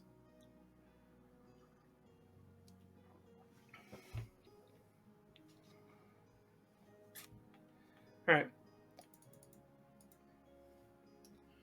So now we know why he's down here. Does Arias know anything about Harold? About sort of, does he know why people were after Harold? Or any... Does he know... Alright. Does he know anything about Harold's death? Let's start off with that. No. Alright, so he doesn't know anything about Harold's death. Which kind of makes sense. I mean, one's a librarian, one's the vice chair of a department. They probably... I mean, they definitely know each other, and they've worked... Both of them worked there for a long time.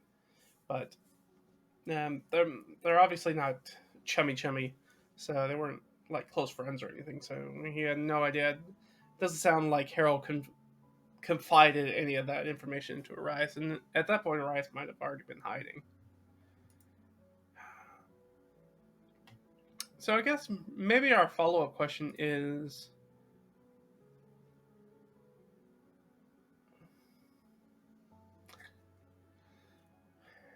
no, I don't think I want to ask that question. I think I know the answer to that question already. Alright.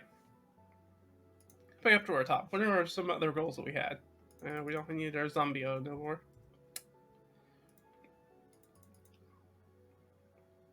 Oh, we could ask him about the peddler. Do you know anything about the peddler? Who, I think... Have I added him to Cargenton's faction NPCs? Yes, peddler. Okay. That's fine. Does Arias know anything about the peddler? No. Doesn't know anything about the peddler either. Interesting.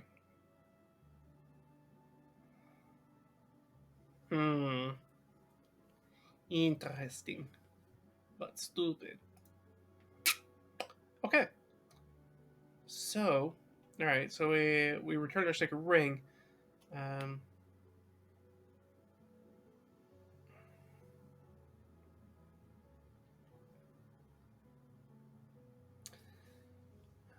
We could ask him about the Myrmidon plate. I don't know if we'd be able to do anything with that right now. We don't really have any resources to dig into that, so I'm not going to really do anything with that right now. But we did find Arias. Complete. We did return that. We did escape the conservatory.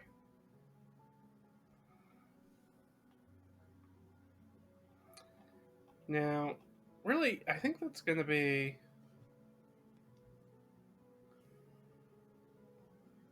We're sort of at the point that I feel like if I push to the next day, we're going to get into something.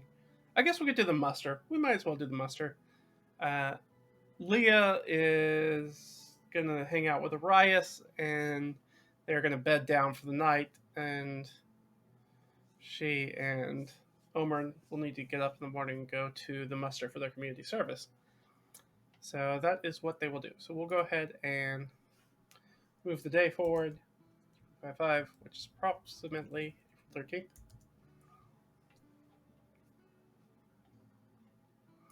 And we're not updating the weather because we're in town, so it doesn't really matter that much. Whether good or bad isn't really going to affect us too much. So, the big question is, does anything happen in the middle of the night while they're resting? Oh, yes. Okay, yes it does. Perfect. Great! You love to see it. Couldn't be easy. It's never easy. Alright. Is it undead? Maybe. I mean, I think that's a 50-50 shot. Is this undead that attack? Yes. Ooh. Alright. That's undead that attack, and it is a natural 20, which, typically I'd roll for some sort of hindrance, but I think that the clear hindrance there on natural 20 and being attacked by undead is that it's not the undead that the random undead we've been coming across the streets in at night. This is something else. Now, I will say that I should say that they get. Well, let's figure that out. What I'm saying with the natural 20 is that it's not just the normal undead. I think this is. This is going to jump back in because I think that since we rolled that natural 20 for the attack, it is. Where are we at? It is the Ghast. So minions of the Ghast find us. Now, the other question I have is, did we at least be able to complete a short rest? I think that's pretty likely. We sat there, we talked with Harold for a while, so I think that that's extremely likely. I'm going to give him a +5. And also, if we don't, there's a chance we could die. And I'd rather not die. Okay. That's 15. That'll be enough. Alright, so if that's the case, then we will go ahead and spend Leah's hit die, which is D6, because she still has one left for the day. Alright, so she'll be back up to full health. Now, that short rest should mean... No, she's... Oh, well, she did get... She did do... So she can do Arcane Recovery, so she'll have a first level spell back. Now, Omer also has the opportunity, and Omer has a D8 die. So he's going to wake up during the short rest. We'll go with this first one. Nice. Alright, perfect. I mean, that's going to give him back to full hit points. You cannot ask for better than that. You cannot ask for better than that. I'm glad that I decided to check that. But now we're beefed up. We're good to go. Again, Omer's not really a combatant, and I'm going to assume neither is Arias. So I'm going to add Arias to this fight as well, because he would be in this fight. But he is basically just, as far as combat is concerned, he is basically a duplicate of Omer. Which they're basically 0 level commoners. So I think this is an undead. But I'm going to go ahead and bump us up to say that we have 3 players of first level. I kind of want... I'm thinking maybe like one bigger enemy. We've been fighting a lot of smaller stuff. Shadow's pretty nasty though. Yeah. Kill me. Absolutely killing me. Alright, one shadow would be easy. We could just be... Do we have just the gas? Oh, the gas would be deadly.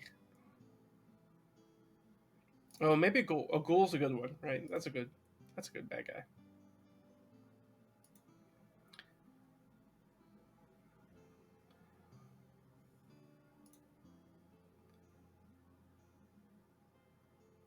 Oh, maybe some crawling claws. That'd be nice.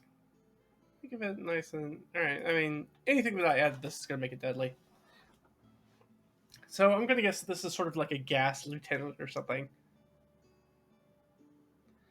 So does this thing get the drop on them? So I'm just going to use their passive perception. And then... Or actually, I'll let her make a perception check. And I'll set the DC for how sneaky the ghast is. Oh, okay. Luckily, the ghast is not very sneaky. So that's only a 9. Now, she has a -1. She's got to roll a 10 or better. Okay, she does. Not by much, but... So, as they're hanging out in the cellar, kind of snoozing in and out, I mean, they're probably not super comfortable.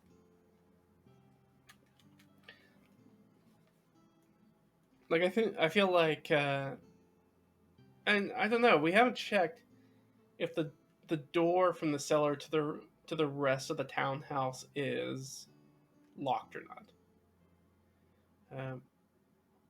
I think Arias is probably just pretty adamant that they stay in the cellar because there's no windows and they're much less likely to get caught if they just keep going in and out of the back garden area and not, have lights on or people moving through the house.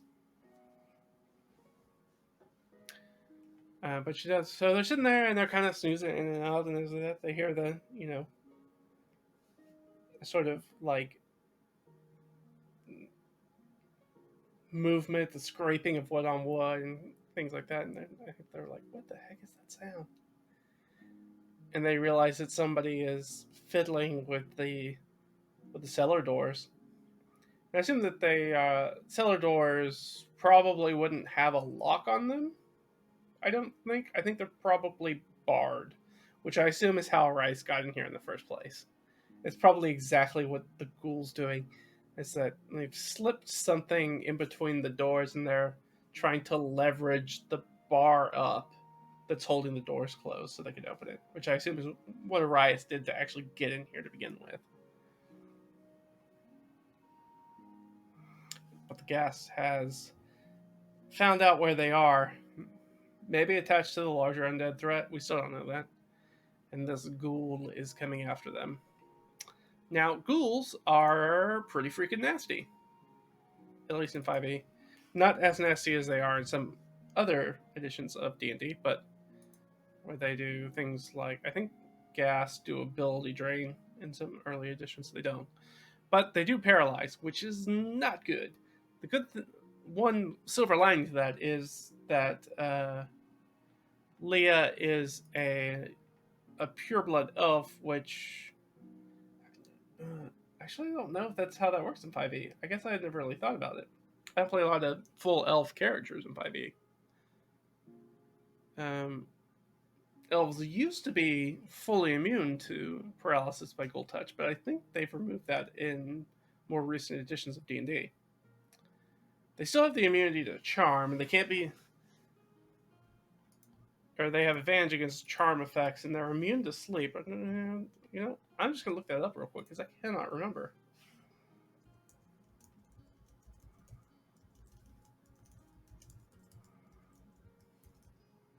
Actually, it may say under the ghoul thing.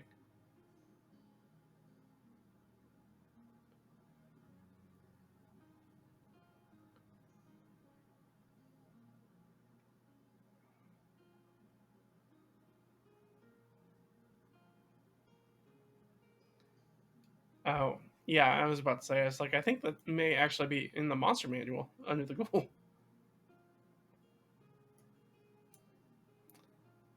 So the teacher, other than an elf or undead. Okay, yeah. All right, so I was remembering correctly. It's just not in the player's handbook. It's under the ghoul heading, which is probably why I don't remember it off the top. I remember seeing it. All right, perfect. No problem. So we see that, and then we see that this is slowly opening. I think we'll go ahead and roll initiative. I think they're going to get... I think they're probably going to get the drop on the ghoul. In the way it's got to be twilight basically at this point. It's like almost dawn. So the ghoul is like the last effort to... we assume the ghoul's in here to kill us, but the ghoul might just be looking for a place to hide from the daylight. I hadn't thought about that. Maybe they are, maybe they're not. I don't know. Probably not going to talk to us a whole lot. Probably just going to be a fight. I can't imagine they're going to stop and try to talk to this thing. All right. So a ghoul. So for those of you who are new, when I'm doing the solo RPG, I just let the bad guys take 10 on their initiative, and that makes things a little bit easier. So he goes on 12. And they have just as many hit points as the zombie does. All right, let's roll for Leah. All right, well, Leah's definitely going after it. And I'll just put Omer and Arias on the same initiative. Nope. All right.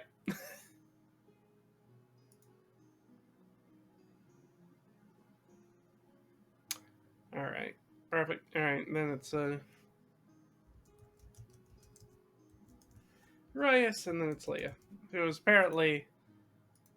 I mean, Leah doesn't sleep, but obviously she was probably kind of maybe she was sort of in the back as they were waiting. And I think so they all kind of get up and kind of move over towards the stairway that goes up to the doors, and I'm kind of bleary eyed, kind of like, what the heck is going on?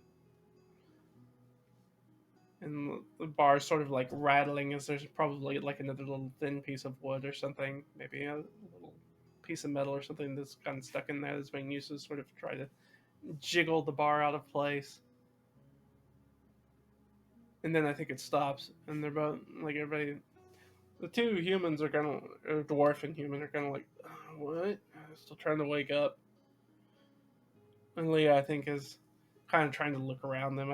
That's how I'm going to go with her being awake, but also having not a great initiative roll. Is that she's kind of behind them, trying to look around the two of them in the dark, get a beat on it, and that bar stops moving. Then I think the door just kind of busts in. The bar snaps, and there's this ghoul who's comes running down the stairs at them. Well, I stood up with Omer and Arias being in the front. That, now that I think about that, was probably quite dumb. Putting them in the front. Okay, but that's what I said we were going to do. So that's what we're going to do. This could go very, very badly. Alright. And, of course, Igni is there. Because we may actually need Igni again. Because Arias and Omer are not going to be combatants, and I'm going to guess they're probably going to get paralyzed pretty quickly. So this thing's going to come down. Who's going to go first? If Hyatt will go after Arias. Okay. So it comes down and jumps towards Omer and is going to make that claw attack. And miss. Oh, good. Good. Misses with the claw attack. Thankfully, ghouls only have one attack. Unlike gas. So it turns to their turn. Well, they've got basic daggers, I believe. So we'll do one for Arias, and I think we had that discussion 2 times ago about whether we were going to do flanking or not. And I think I decided yes, if I recall correctly, yes on flanking, because we don't have any rogues, and it's already hard enough to try to get advantage on a lot of things when you're playing by yourself. So there's a bunch of people ganged up on this thing, and I like to use the gang up rules rather than being you have to be directly through the square. It's just if you have more than one person on you, you're at a disadvantage to defend yourself. So one for Omer. That'll hit. One for Arias. That'll miss. But Omer is going to stick this thing with his dagger for maximum damage. Cold-blooded killer. I just woke up. I'm not going back to sleep. And Leah's in the back. Now, she has friends in the way, which means she can't just slam this thing with a bunch of fire. And she's only got one spell anyways, until she finishes the rest of her long rest. I guess... no, I'm not going to check whether she had finished her full rest or not to see if she had 2 spells. But that's a good question. Is her mage armor still active? I think that's kind of unlikely. -3. Oh, but it's still greater than 10, so yes. So she's got to be just barely on the butt's end of her mage armor. Alright, so she has a couple things she could cast. They're all pretty big, though. I mean, magic missiles goated, right? Magic missiles goated. Direct damage, don't have to worry about it. Always gonna hit. That kind of makes sense here because I'm pretty sure this ghoul could kill either one of those, either Omer or Arias, I think in a single hit. So I think she is going to use magic missile. So we get 3d4 plus 3. So she should 7, 8, 9, 10, 11. All right, so 11 points of damage, and she will lose her one spell. Okay. So this guy takes, what did he say, 11 points of damage. So down to 7. Goaded. Such a good spell. And it's one of those spells that's even nice at higher levels. Nice that you know it's always going to hit. It doesn't do great damage comparatively, right? But you're never going to have half damage on it. And it's almost always going to be better than half damage on a lot of spells. I got a sorcerer that likes to use it and just kind of machine guns it at one enemy at a time. It's a lot of fun. Then that makes it the ghoul's turn. Alright. Hi, we're going for a rise. Okay, we're going for a rise. He'll take a swing with his claws. That's going to hit. Because these guys have an AC of 10, I believe. They don't have any armor on them. Again, not really combatant NPCs. Not supposed to be what they're doing. It's not why they're here. It's one of those times where you really miss having Ott. Really having a big, beefy, gnoll bodyguard. Alright, and... sorry. How much damage does this ghoul do? 2d4 plus 2. Oof. Yeah. Pop, pop. Oh, it's one too many. Yeah, toasted. Absolutely rakes his claw across Arias, and Arias immediately goes down. Doesn't have to be paralyzed. He is maybe dead. He's named NPC, so he might make some death saving throws. Maybe. We'll see. Again, we don't have any way to stop somebody going down once they go down. So it's in the hands of the gods now. Because there's nothing Leah or Omer can do. Well, no, there's something Omer can do, right? No. Sorry, thinking about the wrong sidekick character. Alright, so we are... yeah, I think it rips through Arias. Arias goes down like a wet paper bag. And then it's going to turn its attention on, I assume, Omer, since Omer's in the front. Omer's probably freaking out. Omer actually stabbed this thing already. Speaking of which, it is his turn. Come on, Omer. Nope, that's not going to hit. It's only a 10. Fortunately, this thing has an AC of 12.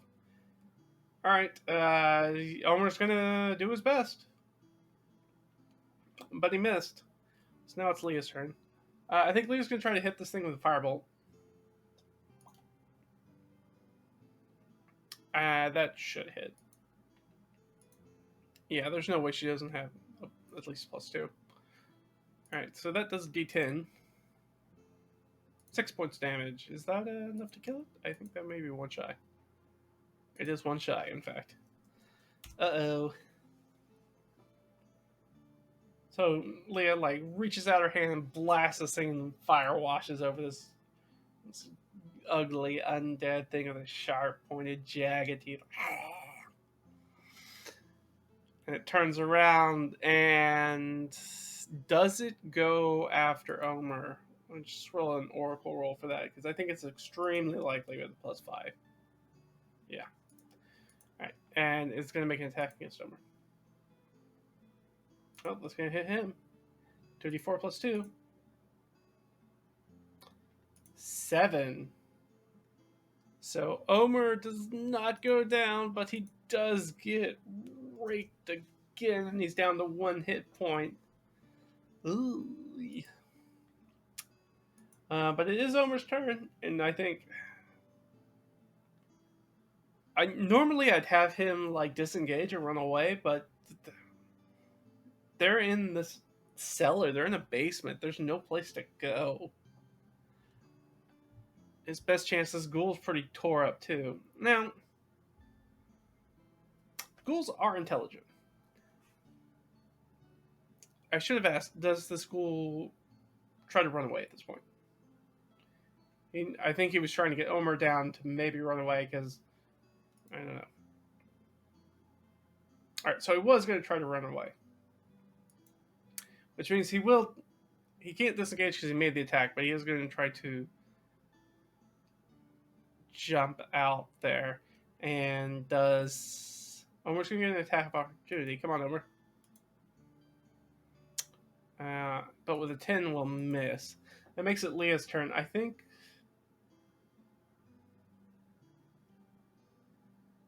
Leah doesn't really want to chase after this thing, but I think she will definitely go up the stairs because she can at least maybe try to get one last firebolt off on it before it's totally out of range.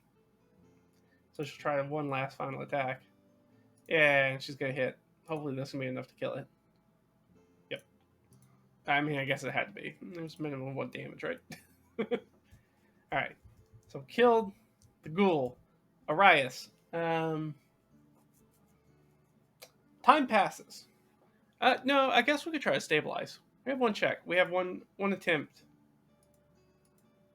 Mom spaghetti. Here we go. We have one attempt to try to stabilize. I think we let Omer do it because Leah's sucks at wisdom. That's her negative. So we got to roll a 10 or better to stabilize. So we did stabilize. So I'm going to roll. Arias has to roll 2 death saves. So unless he rolls a natural 1 on one of these, he should be fine.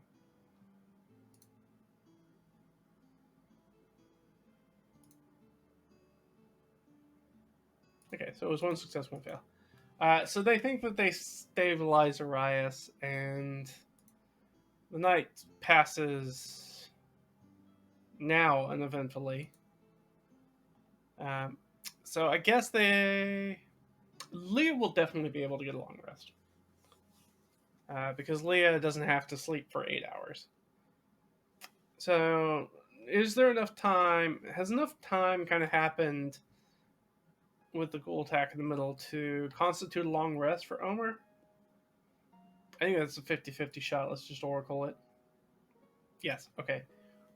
Thank you. Alright, good. Okay. That makes me feel much better. Alright, I'm going to refresh these guys up. Alright, 8. Hit dice. Got 1 back. Leah. I'm going to get that 1 spell back because obviously once you finish her long rest, she would cast Mage Armor on herself again. But she will get her hit die back, and she is already at full health. Alright, perfect. Perfect. So, that means that we gotta go to the muster. So they get up and go to the muster, and I think starting at the muster will be a good place to start next time.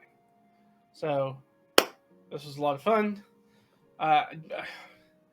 The moment you stop looking for Arias is when he shows up. That's so annoying. It's incredibly inconsiderate, Arias. I don't care if you're being hunted. Like, be there. Show up. Let's see. Let me jump onto this. Let's see. But yeah, no, this did not really go as I was expecting. The part that I thought would be really hard was really easy, and the part that I thought would be really easy was really hard. I thought it would be really difficult to get out of Riverside Conservatory. Not at all, actually. And then I thought, cleaning up the stuff with Arias would be relatively easy, and this is becoming more difficult. So that's a lot. And unfortunately, we didn't get a ton of answers, at least Harold's. I mean, we did get one massive clue.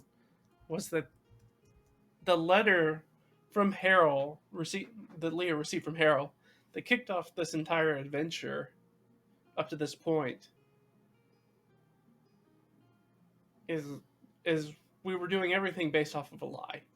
We were assuming that it was written by Harold, but once we actually saw writing that we knew for certain was by Harold and took it into account and took a look at it, it became very obvious that that was not the same handwriting. And so the person who sent us the letter was not Harold, but somebody pretending to be Harold. And we don't know who that person is, and we have no idea what their motives were for bringing us to Carjunton. And why, when we showed up in Carjunton the first time, nothing happened. I like to think that's because we got stopped at the front gate of Riverside Conservatory. The first time Leah went there, she showed up at the conservatory to speak with Harold, try to get access to the conservatory to speak with Harold. The guard told her Harold was dead, and then she pretty much immediately found Ott, hired Ott, went to Split Valley Oasis to track down Omer.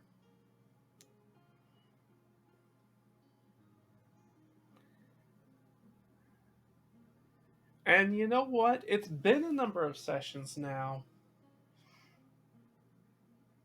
We completed some stuff. We found out some stuff. We finally did most of everything that we wanted to do at Riverside Conservatory. Mostly. We still didn't do the Water Myrmidon stuff, but we got everything else that we were looking for at Riverside Conservatory, including Arias. So I'm going to say that this... I think this is going to be enough... Consider this enough XP to level them up. So I think I'm going to start next time with them being level 2, since I just finished a long rest, because I feel like everything that happened with the conservatory and the lead up to that and the community service, which we are about to... We're literally just going to go pay off.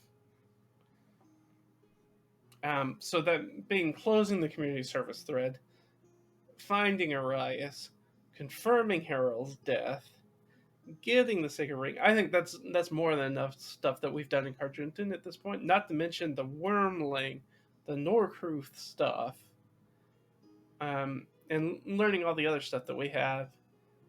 Yeah, I think we've earned that level 2 at this point.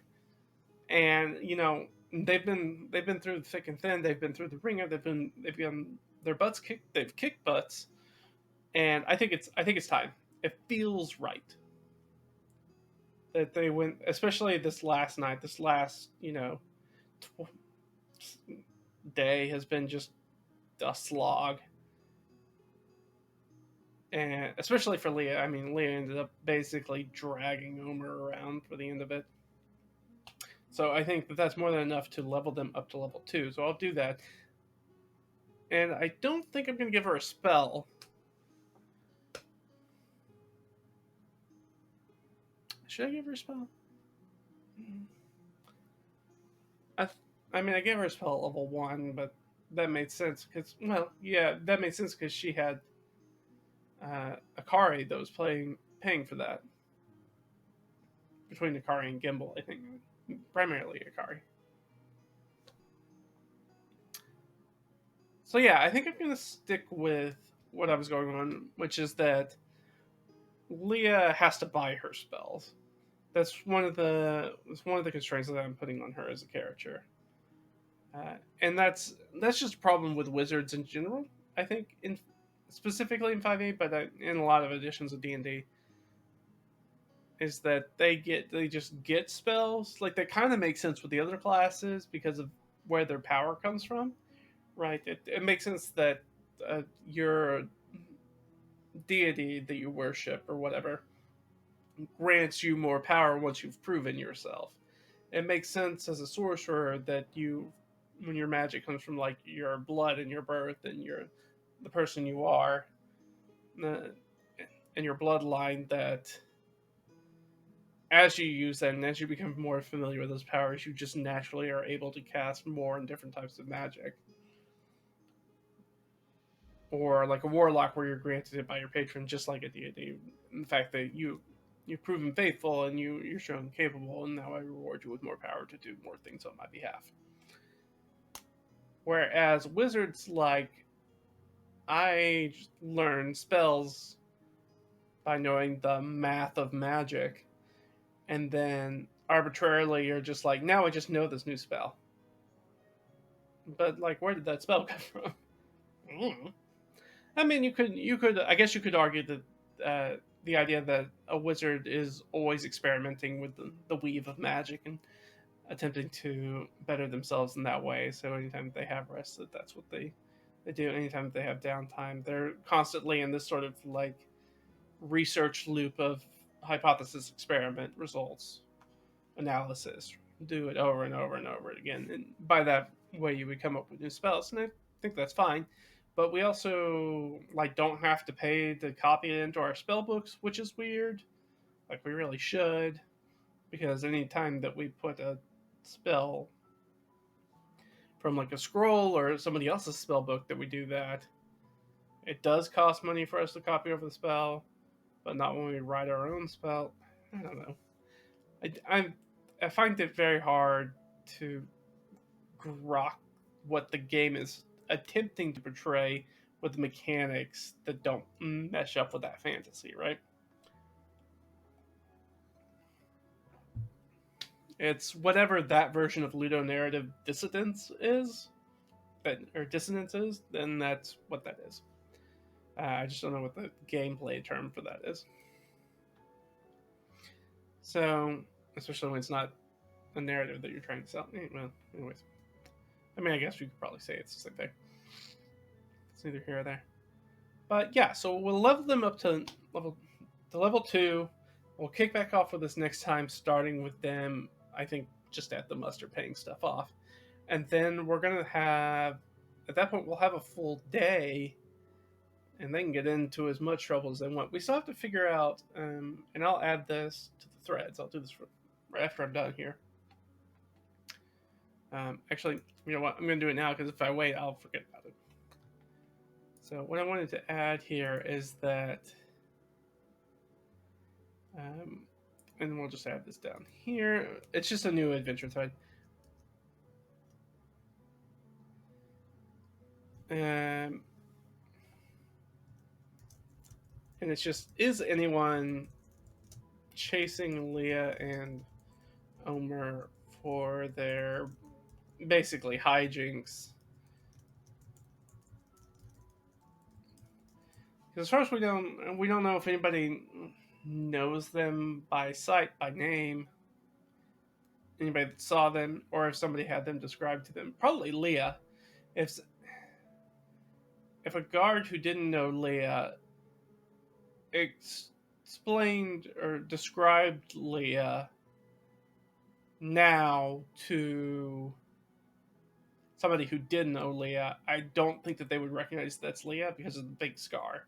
Because that's probably what, if you ask the guard, that's what they'd lead with. Oh, it's a lady, tiny skin, dark hair, nasty scar on her face. And they'd be like, oh, that sounds, no, I don't know what that is. And obviously saying something like